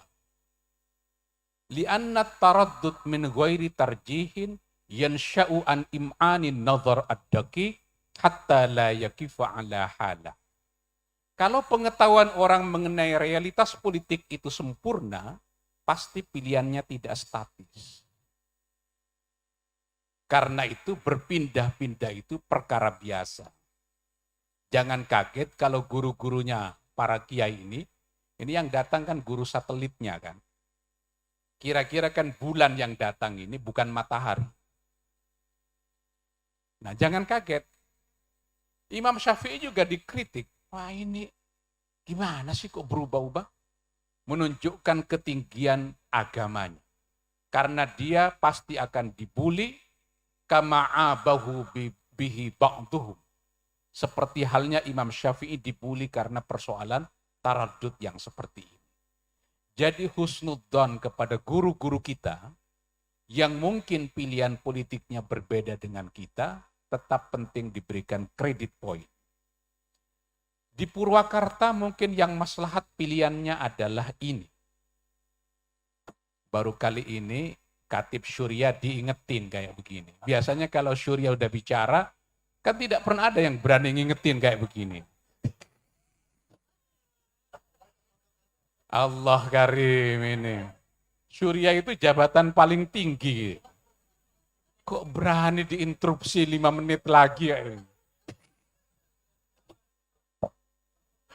Masya Allah, kena terus saudara. Jadi kita husnudzon saja. Berbeda-beda boleh.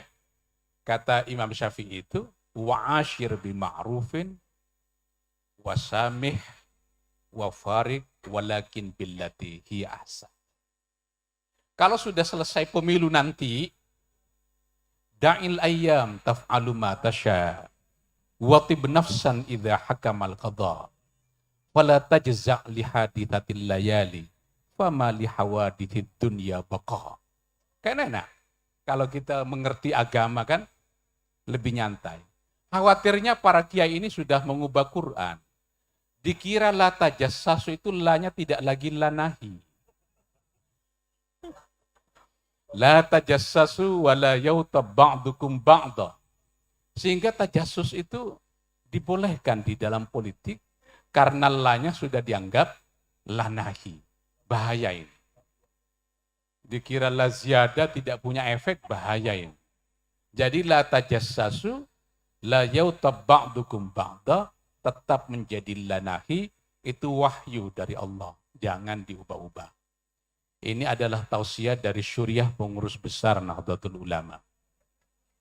Wallahu yuwaffiquna ila ma fihi khairul Islam wal muslimin. Biar tidak selalu wallahul muwaffiq ila aqwamit thoriq. Wassalamualaikum warahmatullahi wabarakatuh. Luar biasa. Kalau tadi tepuk tangan apa? Bila syakin. Ini tepuk tangan yang ainul yakin untuk beliau. Tepuk tangan yang ainul yakin. Karena luar biasa. Saya mohon maaf ya, jangan dituduh para kiai dan ibu nyai. Karena saya manggil kak ke beliau itu panggilan yang sangat dekat. Ya. Satu daerah kebetulan. Tapi kami nggak korupsi soal ini. Jadi walaupun sama-sama satu daerah cuma dipertemukan aja kebetulan. Tapi ada juga sebenarnya perbenaran hukumnya. Kalau saya tadi minta beliau mohon maaf pakai atas kesul adab, satu landasannya adalah kesamaan di depan hukum. Jadi ada istimbatnya, ada. Nah, istimbat yang paling penting saya moderator ditunjuk oleh Direktur P3M yang kebetulan sama-sama Suriah. Nah, jadi yang berlaku adalah hadis kullukum ra'in wa kullukum mas'ulun an ra'iyah. Jadi mohon maaf Pak Kiai, tepuk tangan untuk beliau, luar biasa. Baik, Bapak Ibu sekalian, saya rasa itu kekayaan tradisi intelektual yang harus kita rayakan bersama-sama. Saya sangat senang terus terang menikmati untayan-untayan yang disampaikan oleh beliau. Ini hari ini saya dikasih kehormatan, dikasih buku beliau ini. Ini luar biasa. Saya 5 tahun dulu di Al-Azhar dan tidak semua orang Al-Azhar berada dalam kecakapan bahasa seperti beliau ini. Kecakapan bukan hanya bahasa Arab, dalam bentuk syair. Ini kan bagian daripada ilmu yang sudah hampir habis. Yang sudah habis satu ilmu faraid, yang kedua ilmu arud, yang ketiga ini dipertahankan oleh Cak Moksid, semoga beliau atolallahu umroha, tapi nggak perlu ada yang bertambah dari yang lain kecuali umurnya aja yang terus ditambah gitu. Karena sekarang ini banyak yang nambah-nambah juga modelnya. Baik, terima kasih Cak Moksid atas semuanya. Ini terus terang ada satu dari kata beliau yang saya rujukkan kembali kepada keynote speaker tadi pagi tentang kalau Pak Mahfud tadi membahasakannya sebagai menuju generasi emas. Mungkin kita buka ini bagaimana pertimbangan hukum yang harus kita lakukan bareng-bareng, bukan hanya dalam konteks 5 tahunan, tapi menyongsong generasi emas. Yang kalau dibaca dari paparan Kiai As'ad, kemudian Pak Yudo, itu kita berpeluang besar untuk mencapai di situ. Kenapa? Karena Indonesia hari ini adalah mungkin satu-satunya negara berpenduduk mayoritas Islam dengan stabilitas yang sangat kuat, dengan ekonomi yang dipuja-puji oleh dunia. Dan ini bukan kata saya. Bapak Ibu silakan ke Timur Tengah, itu sekarang kiblatnya sudah mulai ke Nusantara. Jadi ayo, terima kasih untuk tepuk tangan. Silakan nanti yang mau ditanyakan apa dalam rangka menuju generasi emas ini yang harus kita khawatirkan. Dari Kiai As'ad tadi udah banyak disampaikan. Kalau boleh saya kasih sumbu, ya memang begitu. Tapi ada juga yang mengatakan negara terlalu cawe-cawe soal politik misalkan. Ini pancingan ya, biar muncul. Monggo yang mau bertanya. Ini Pak As'ad sekali lagi orang yang menjadi aktor, pelaku langsung, jangan ikut kata orang waktunya hari ini di keluarga kita untuk bertanya secara langsung. Benar enggak terorisme itu adalah rekayasa? Itu yang selalu disampaikan. Benar enggak radikalisme itu adalah permainan negara? Daripada baca di luar, ini ada guru-guru kita di depan, mari kita bertanya semuanya, kita selesaikan di internal kita. Monggo kita buka waktu dulu, mungkin satu termin pertama untuk 1, 2, 3, 4. Kalau ada 4 pertanyaan, kalau enggak ada 3. Silakan angkat tangan, mohon panitia membantu yang mau bertanya duluan. Ada di tengah satu, di baris tengah kiri, Pak Kiai monggo. Ada? Ibu Nyai? Karena yang khas DNU juga Ibu Nyainya menurut saya. Kalau yang lain kan biasanya nggak ada. Ibu Nyai ada yang mau bertanya? Dari, oke, ada depan satu lagi, 1, 2, mungkin satu lagi, Pak Kiai, karena yuhibbul witro. Nah, pangapunten, di baris ini sudah ada 2, saya ambil yang ini, biar ada keadilan yang distributif. Silakan dari yang pertama, mungkin dibantu mic-nya Kang. Ya, perkenalkan nama, lalu kemudian mungkin dari pondok mana dan pertanyaannya kepada siapa. Monggo. Mohon izin kepada seluruh para kiai dan para pembicara, saya berdiri. Assalamualaikum warahmatullahi wabarakatuh. Nama saya Ahmad Zaki Mubarok, utusan dari Kabupaten Cianjur dan dari Pondok Pesantren Futuhiyah Cipanas. Yang kami hormati seluruh para pemateri atau pembicara, langsung saja. Tadi sempat disinggung dengan kata Cianjur, karena ada oleh Pak Kiai As'ad tadi disebutkan, kami pun agak langsung harus menyampaikan juga gitu kan. Kemudian yang ingin kami tanyakan adalah pengalaman kami, saya pribadi sempat masuk ke dalam sebuah diskusi, bahkan sebuah doktrinitas tentang Islam garis keras. Tentunya ini di ranah kampus, saya tidak perlu menyebutkan kampusnya kampus di mana. Nah ini tadi pancingan dari moderator menarik, apakah itu adalah sebuah rekayasa atau tidak. Karena setiap kejadian-kejadian teroris itu seringkali dihubung-hubungkan atau ada kaitannya dengan sebuah peristiwa atau ada hajatan besar di Indonesia. Yang pertama. Yang kedua, kebetulan kami pribadi pun pernah ditugaskan oleh almarhum Al-Maghfurlah Kiai Haji Ali Mustafa Yaqub untuk ditugaskan dakwah di Papua, di Indonesia Timur. Kurang lebih kami di sana 5 tahun. Itu kami langsung dengan bersentuhan juga dengan masyarakat di tengah-tengah Papua, bahwa kami menganalisa hampir setiap ada event hajat besar di Indonesia Timur, khususnya di Papua, misal contoh perhelatan SAIL atau perhelatan MTQ, baik tingkat kabupaten ataupun tingkat provinsi, itu sering terjadi pergolakan. Dan yang digoreng adalah isu-isu agama. 2014 ada MTQ tingkat kabupaten Raja Ampat, kebetulan saya di Raja Ampat, itu terjadi pergolakan antara 2 agama. Nah ini apakah adalah bentuk pengkondisian juga atau tidak? Siap. Dan terima kasih, kami mohon arahan dan jawabannya kepada Hadratul Syekh semuanya yang ada di depan. Mudah-mudahan ini menjadi pencerahan bagi kita. Qabul ya Rabbal Alamin. Assalamualaikum warahmatullahi wabarakatuh. Waalaikumsalam. Ini luar biasa ini. Lanjut yang kedua. Monggo Kiai yang di depan. Monggo. Bismillahirrahmanirrahim. Assalamualaikum warahmatullahi wabarakatuh. Sebelumnya, jazakallahu khairan atas ilmu yang diberikan oleh para narasumber. Luar biasa, ilmu yang sangat luar biasa. Ada beberapa insight yang sangat menarik. Saya perkenalkan Ruslan Baihaqi dari Pondok Pesantren Al-Farah Biru, Garut. Sedikit mungkin para narasumber, tema besar kita adalah sesuai dengan yang tertera di depan. Fikih siasah, penguatan kemandirian pesantren untuk stabilitas nasional. Dari awal kita sudah disuguhkan dengan pesantren Al-Muhajirin yang ditawarkan, ada di situ mandirian pesantren. Yang pertama unit usaha, ada beberapa unit usaha yang cukup berkembang, termasuk yang tadi diceritakan ada Rosan ya. ada cateringnya, ada apa dan sebagainya.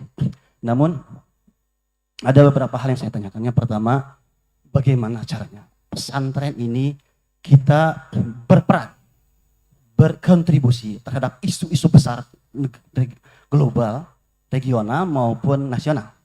Di antaranya yang saat ini sedang ramai, isu-isu energi, isu-isu pangan, termasuk food ya, papan, kemudian pangan terutama. Yang ketiga, isu lingkungan. Hari ini kita melihat di Jawa Barat ini ada 3 tempat yang mengalami terutama isu lingkungan yang darurat sampah. Bagaimana kita kontribusi pesantren menyelesaikan masalah itu? Padahal kita tahu wa adnaha imatatul adza anit thariq, bahwa serendah-rendahnya iman adalah membuang duri, membuang sampah, membuang kotoran dari jalan. Peran pesantren ini sangat dibutuhkan, terutama dalam penyelesaian masalah-masalah lingkungan yang hari ini menjadi viral di media sosial, di umat. Kan hari ini terjadi pada setiap orang. Ya, di Bandung saya terutama dan di Garut itu sampah itu di mana-mana. Itu pertama. Yang kedua, masalah pangan nih, food gitu ya. Beras ini di Jawa Barat sebagai lumbung beras, terutama Karawang, Garut juga sebagai pertanian, lumbung pertanian, 70% Bandung itu dipasok dari Garut. Menurut data tahun berapa ya, itu makin kesini pesantren itu beralih. Yang tadinya sebagai kader-kader pertanian dan peternakan, hari ini mulai beralih kepada industri ya. Kemudian dipakai dengan sarana-sarana pendidikan dan sebagainya. Yang ketiga, isu energi. Ya, isu energi ini seperti contoh batu bara bumi itu diganti dengan ada misalkan pembangkit listrik tenaga surya. Mungkin seperti itu bagaimana peran kita dalam isu-isu yang sedang viral. Terima kasih. Assalamualaikum warahmatullahi wabarakatuh. Waalaikumsalam warahmatullahi wabarakatuh. Sangat maju pertanyaannya menurut saya. Tepuk tangan. Ini pertanyaan yang krusial dan harus kita bahas. Amin. Amin. Tuh kan, saya sampai nggak enak loh mau bilang amin. Ini gimana ini? Kacau ini. Bagaimana memaknai nanti? Oke, yang ketiga, monggo Gus. Baik, bismillahirrahmanirrahim. Assalamualaikum warahmatullahi ta'ala wabarakatuh. Terima kasih pada moderator atas kesempatannya. Dalam hal ini perkenankan mohon izin saya menyampaikan pertanyaan bahwa kita di pesantren itu sudah tidak asing mempelajari Fathul Qorib dan Fathul Mu'in di antara pembahasan tentang bab jinayat, hudud dan lain had dan lain sebagainya. Ketika bab munakat ada KUA, bab muamalah ada Menteri Perekonomian. Nah, dan kita akui bahwa negara kesatuan Republik Indonesia adalah puncak dan hukumnya adalah Pancasila. Nah, kenapa ketika misalkan ada yang mengusung penerapan hukum secara syariat tersebut ada gambaran radikalisme ataupun disebut teroris radikalisme. Ada semacam mainframing bahwa ketika ada yang ingin menerapkan hal tersebut dipandang radikalisme, padahal tersebut ada di bab kajian kitab yang kita kaji seperti ini, yang kita kaji pada setiap hari, yang pernah kita kaji seperti itu. Nah, apakah KUHP yang sekarang berjalan di Indonesia ini sudah masuk ke bab tersebut sehingga hukum Pancasila berkolerasi bahwa fikih yang ada sekarang di kita ini sudah sesuai dengan misalkan yang tadi kita bab jinayat, bab hudud dan lain sebagainya yang diterapkan, yang kita kaji yang pernah kita kaji seperti itu. Mohon pandangannya dari semua para masyayikh, para ahli narasumber yang bisa perihal yang tadi ditanyakan. Terima kasih. Assalamualaikum warahmatullahi wabarakatuh. Terima kasih para kiai. Semoga masih ada waktu. Kalau ada waktu kita akan kembali kepada sesi kedua. Karena ini penting ketemu dengan bapak-bapak dan para guru kita. Ada beberapa pertanyaan. Mungkin mau jawab Kang Yudo atau langsung ke Pak As'ad. Yang pertama tentang sejauh mana benar tidaknya tentang rekayasa isu terorisme. Itu sebenarnya yang hampir berulang ya tadi di pertanyaan. Nah yang kedua mungkin juga ini saya agak nanya ke KSA terutama berkaitan dengan energi. Kalau di Timur Tengah terus terang faktor itu nyata ya. Ada banyak lalu kemudian terjadi peristiwa-peristiwa itu. Apakah itu sejauh mana memang ada hubungan? Atau memang ini cuma pemanfaatan aja? Ini kalau memang ini adalah sensitif, saya minta ini untuk di offin live-nya, tapi ini penting kita dapat apa yang sebenarnya terjadi untuk keluarga NU, keluarga pesantren yang dicintai oleh Allah Subhanahu wa taala. Saya nggak ikut loh. Monggo Pak Kiai Asnad atau Kang Yudo dulu yang mau jawab. Berbagi waktu.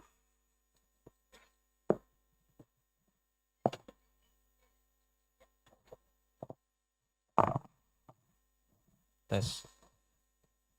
Terima kasih Pak. Saya yang dari yang pertama masalah teroris ya dari Bapak Zaki Mubarak dari Cianjur ya. Dari Cianjur Pak ya tadi ya. Kemudian dari Pak Lusan Bayhaki yang dari Garut juga ya. Jadi mungkin saya langsung saya secara umum ya, termasuk yang nomor 3 tadi dari Bapak tadi yang nomor 3 ya. Pada intinya ya kita kalau saya kan kita kan Polri ya, Polri ya. Polri itu ada beberapa bagian ya. Ada bagian Intel, ada bagian Reskrim, ada Densus dan sebagainya ya. Beberapa bagian ya, divisi ya, ada Badan Intelkam, ada Bareskrim ya, ada Densus. Penanganan teroris kita bukan hanya polisi sendiri ya, penanganan polisi teroris itu jadi ada juga kita kerjasama dengan BNPT ya di luar, kemudian dengan BIN, dengan BAIS, dengan seluruh dan tokoh-tokoh masyarakat. Ya, tokoh masyarakat, tokoh agama itu saya yakin juga dari bapak-bapak mungkin ada yang pernah kita bertemu atau dari anggota kami, ya, dari polisi maupun dari Intel, dari siapa, pasti sudah ada yang pernah ketemu atau ngobrol atau diskusi masalah teroris ini. Beberapa kasus-kasus teroris itu memang sudah ya penanganannya itu bukan rekayasa. Jadi kita memang sudah diikuti. Ya, diikuti. Seperti contoh yang terakhir itu kan misalnya pada saat itu saya di bidang keamanan negara ya di Baintelkam itu kan. Nah, itu di sana memang ada beberapa ex-napiter itu yang kita pantau terus Pak. Jadi kita pantau. Nah, ternyata dia meledakan lagi di Polsek Astana Anyar ya terakhir ya Pak ya. Nah, di Bandung itu kan. Nah, itu memang kita ikuti, bukan ada kejadian kejadian helatan besar, tidak ada kaitannya sebenarnya. Ya memang dia pada saatnya lengah, terutama aparat kita ya, mungkin aparat ini mungkin dia melihat itu kan ini Polsek ini dia sudah membaca mungkin kegiatan di mana di Polsek, kelemahannya apa. Nah, pada saat lemah, nah itulah dia bisa beraksi. Jadi diserang lah itu kira-kira aja. Tapi memang sudah di daftar kami memang tersangka ini sudah ada Pak, sudah ada. Jadi tersangka itu sudah ada. Nah itu ya, itu sudah ada beberapa. Tapi kan kita kasih list lah, istilahnya kalau itu ada yang kelompok yang bisa mungkin yang merah, yang masih kuning atau hijau lah kira-kira ya, yang ex-napiter ini yang bisa kembali ke NKRI, ada yang sudah bertobat dan sebagainya, itu kan banyak lah ya. Yang mantan-mantan bom Bali kan sudah bertobat juga itu ya. Banyak yang sudah bertobat. Nah, itulah kira-kira itu Pak. Jadi tidak ada rekayasa dari aparat kita untuk apa? Kita mengamankan semua masyarakat ya. Nah, kemudian untuk ke depan kita tadi dari moderator bagaimana untuk generasi emas kita nih pada saat ini memang kita banyak generasi emas ya. 2045 diharapkan Indonesia emas kan ya. Nah, itu kalau kita maaf ya, saya pelajaran di Lemhanas tuh mesti yang diajarkan hari-hari itu mesti ada kaitannya dengan PBNU Pak. Betul Pak. Mas ngerti nggak maksudnya Pak? Jadi hari-hari dengan PBNU terus. Hari-hari saya di Lemhanas itu PBNU. Maksudnya apa? PBNU hari-hari kerjaan bikin tulisan, harus berkaitan dengan PBNU. Ya, Pancasila, Bhinneka Tunggal Ika, nah kan NKRI dan Undang-Undang Dasar 45 itu maksudnya Pak gitu Pak. Jadi kita Jadi yang gampang singkatannya itu PBNU. Gitu. Karena dosen-dosen kita cuma mengajarkan begitu. Pak, apalin aja Pak PBNU. Jadi hari-hari kita belajar PBNU itu Pak. Pancasila, Bhinneka Tunggal Ika, NKRI, dan Undang-Undang 45, Dasar 45. Ya itu ya. Nah itu ya, kalau di Lemhanas begitu Pak. Hari-hari masalah kebangsaan, kewaspadaan nasional, dan sebagainya itu hari-hari kita tiap hari dikasih pelajaran itu, di doktrin betul kita. Nah jadi inilah ke depan Indonesia Emas juga sudah dibicarakan, itu di Lemhanas sudah. Ke depan kita diharapkan ya dari pemerintah kita ke depan memang betul-betul Indonesia semakin maju ya dengan adanya harapan Indonesia Emas 2045 itu ya. Terima kasih Mas.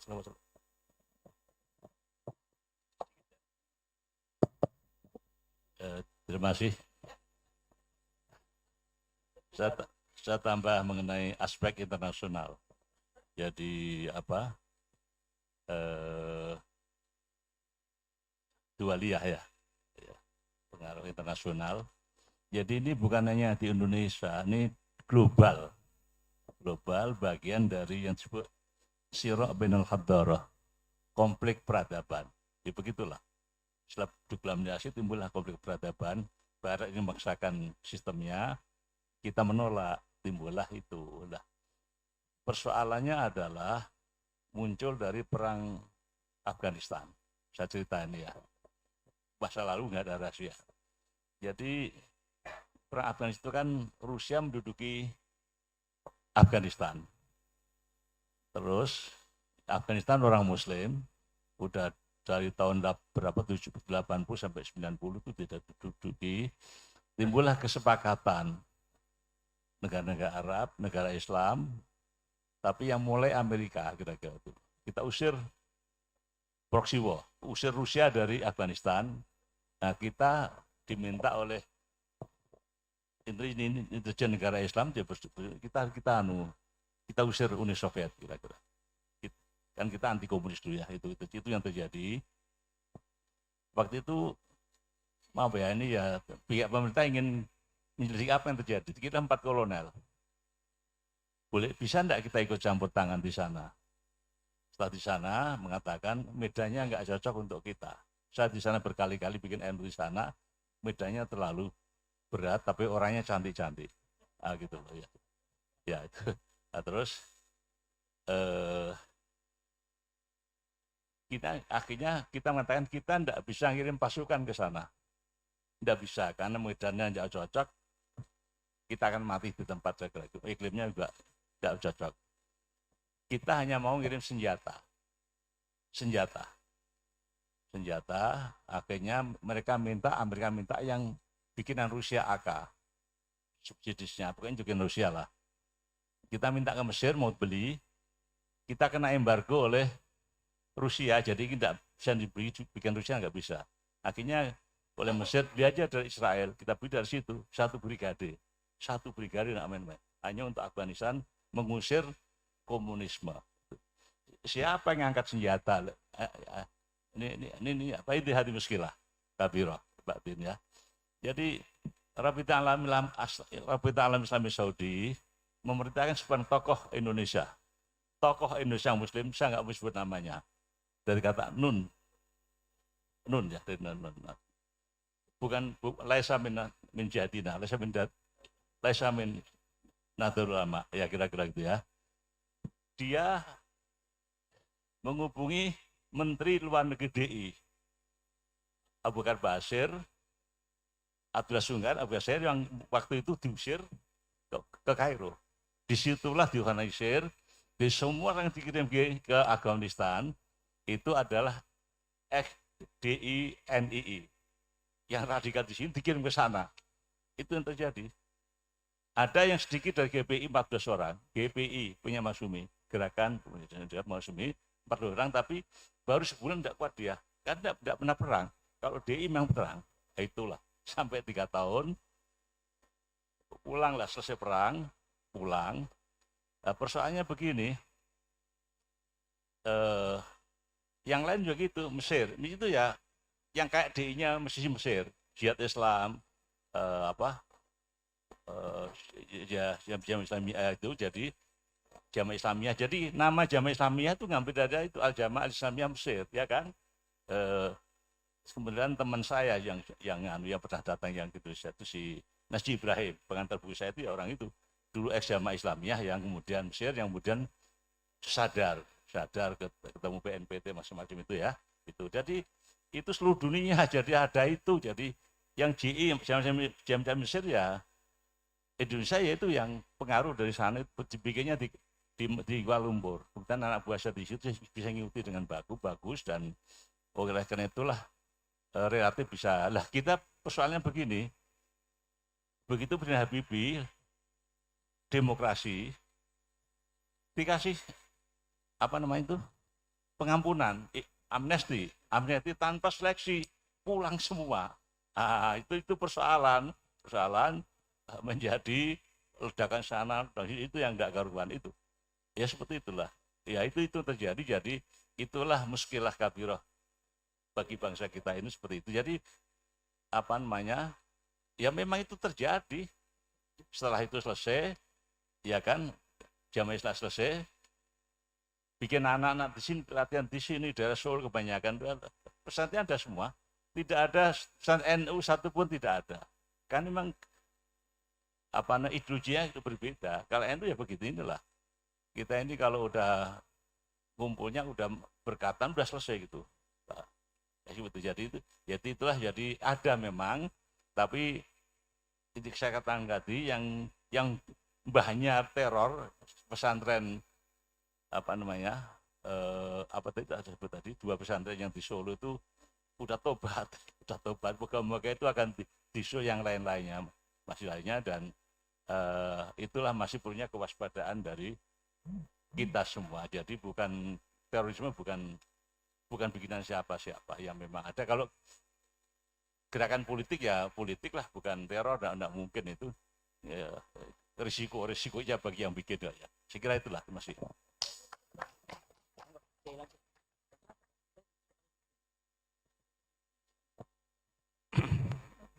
Apa tadi ya buat saya ya?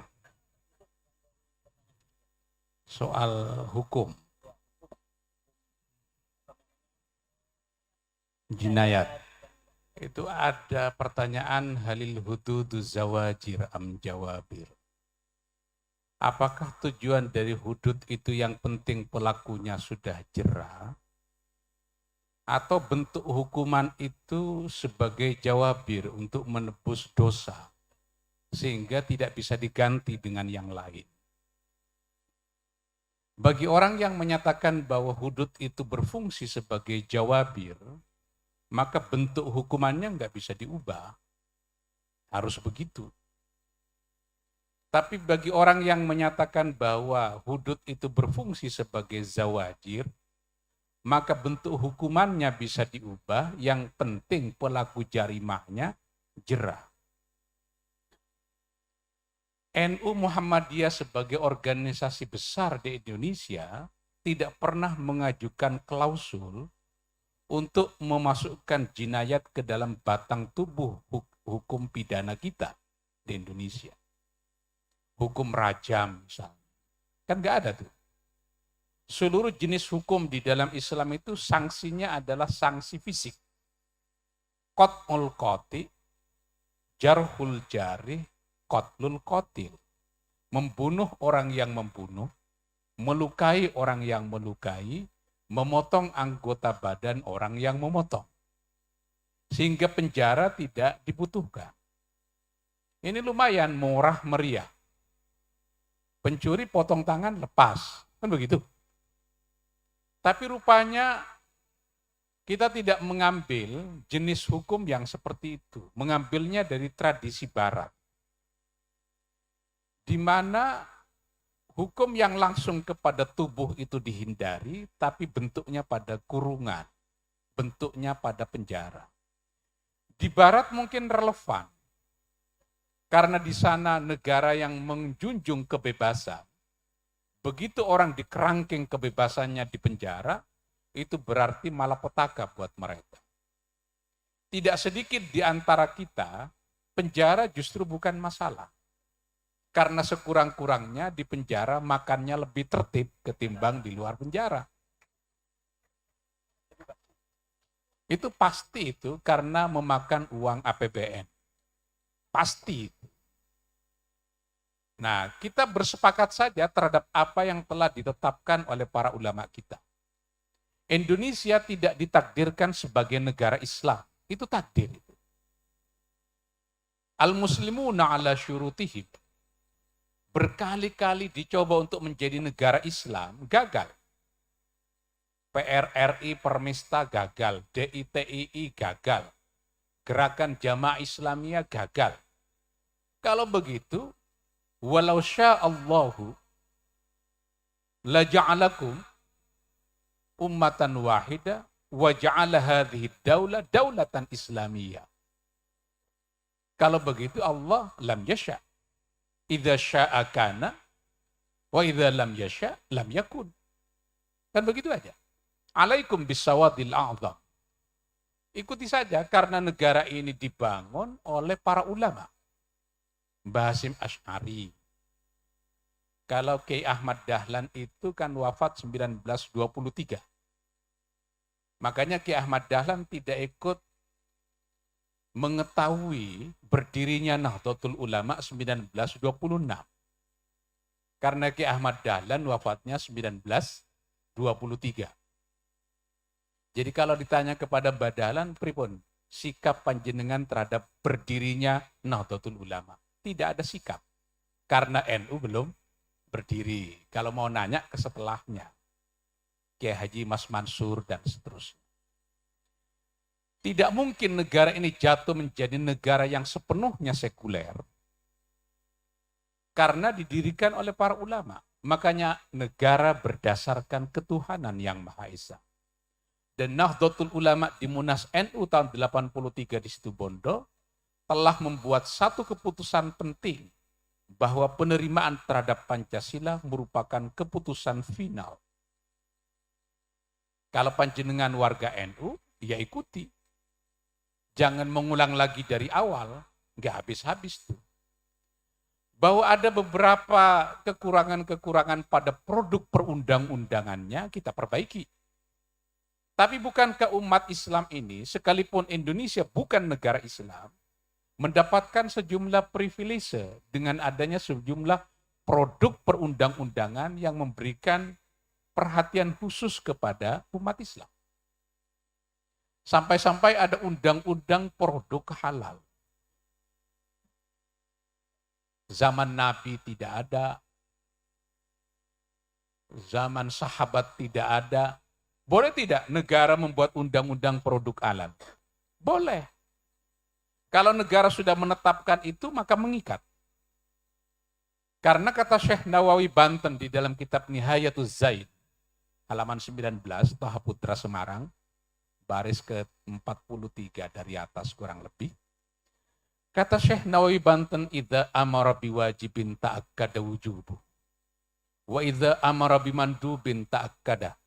Wa idza amara bimubahin fa in kana fihi maslahatun 'amma wajaba. Perkara ini diwajibkan oleh negara, maka statusnya menjadi wajib. Akhirnya ada undang-undang wakaf, ada undang-undang haji, ada undang-undang peradilan agama, menjadi banyak sekali. Bahkan kalau kita review seluruh batang tubuh Undang-Undang Dasar 45, kan tidak kita temukan satu pasal pun di dalamnya yang bertentangan dengan syariat Islam. Bahkan jangan-jangan sebagiannya dicuplik dari hadis Nabi. Bumi dan air dan kekayaan alam yang terkandung di dalamnya dikuasai oleh negara dan dipergunakan untuk sebesar-besarnya kemakmuran rakyat. Kata Nabi, an-nasu syuraka'u fi thalath. Manusia bersekutu pada 3 hal. Fil ma'i, sumber daya air. Wan nari, energi. Wal kala'i, padang rumput. Karena itu 3 komponen ini mestinya tidak boleh diswastanisasi. Tapi kan negara harus mengambil pajak juga. Akhirnya sebagiannya dilepas kepada swasta. Terjadilah privatisasi. untuk memungut pajak. Nah, karena itu pesantren-pesantren jangan mengambil tugas negara dalam jumlah yang besar. Tugas panjenengan itu semuanya adalah ta'lim ta'allum.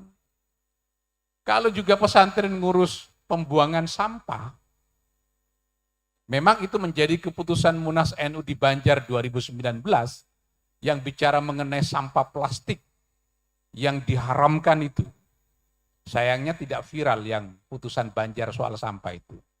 Kalah dengan putusan kafir itu. Padahal itu penting sekali tuh soal sampah itu. Zaman Nabi tidak ada persoalan sampah. Soal lingkungan hidup tidak ada zaman Nabi.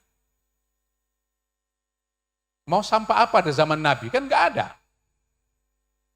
Lah sekarang dari rumah-rumah mewah yang harus setiap makanannya segar, nasi yang masih layak untuk dimakan, dibuangkan, plastik-plastik tidak bisa diurai dalam jumlah ratusan tahun, sehingga terjadi pendangkalan sungai, terjadi pendangkalan laut, dan begitu seterusnya. Maka sekarang di negara-negara maju orang bicara mengenai hak asasi sungai. Bahwa sungai bisa berperkara di pengadilan karena didangkalkan.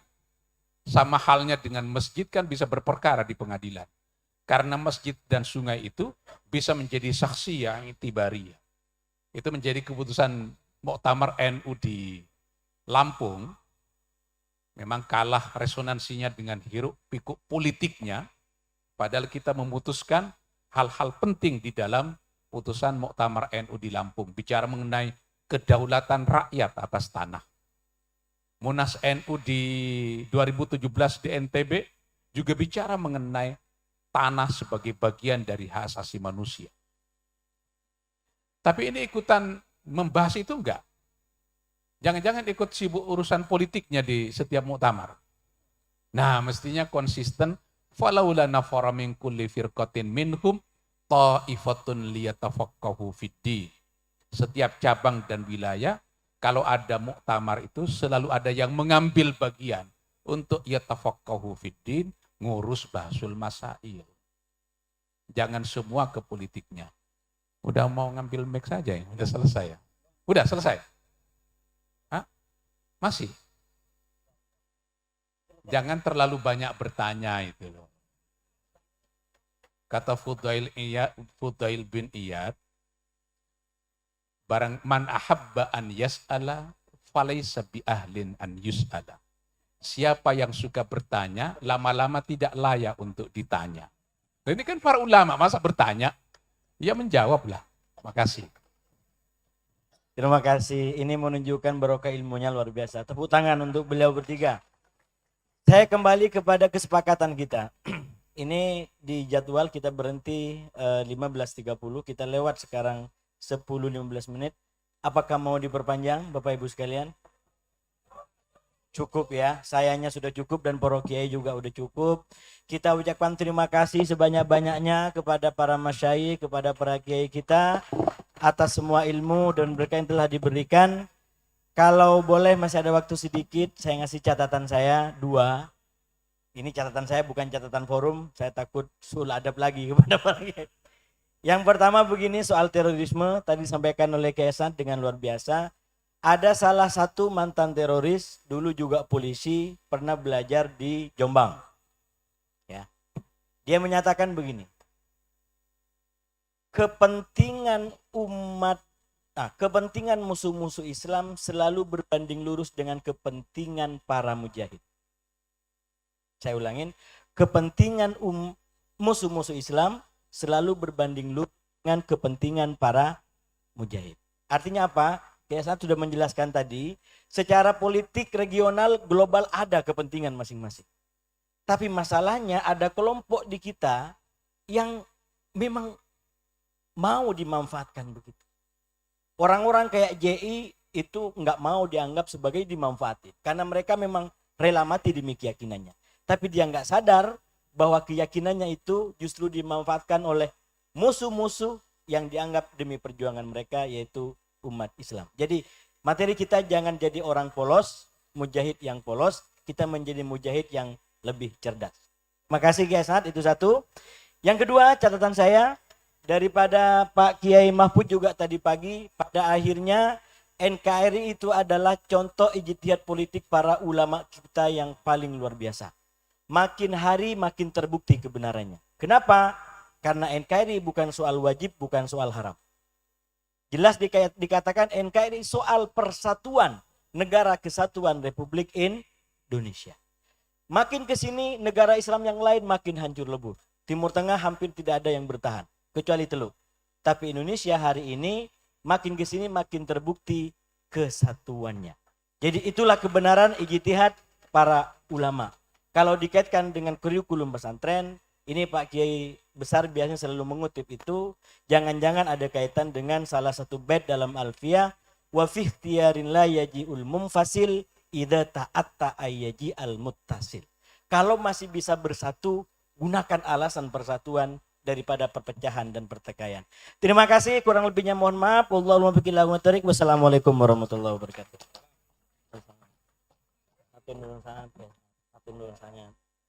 Mas Rumadi foto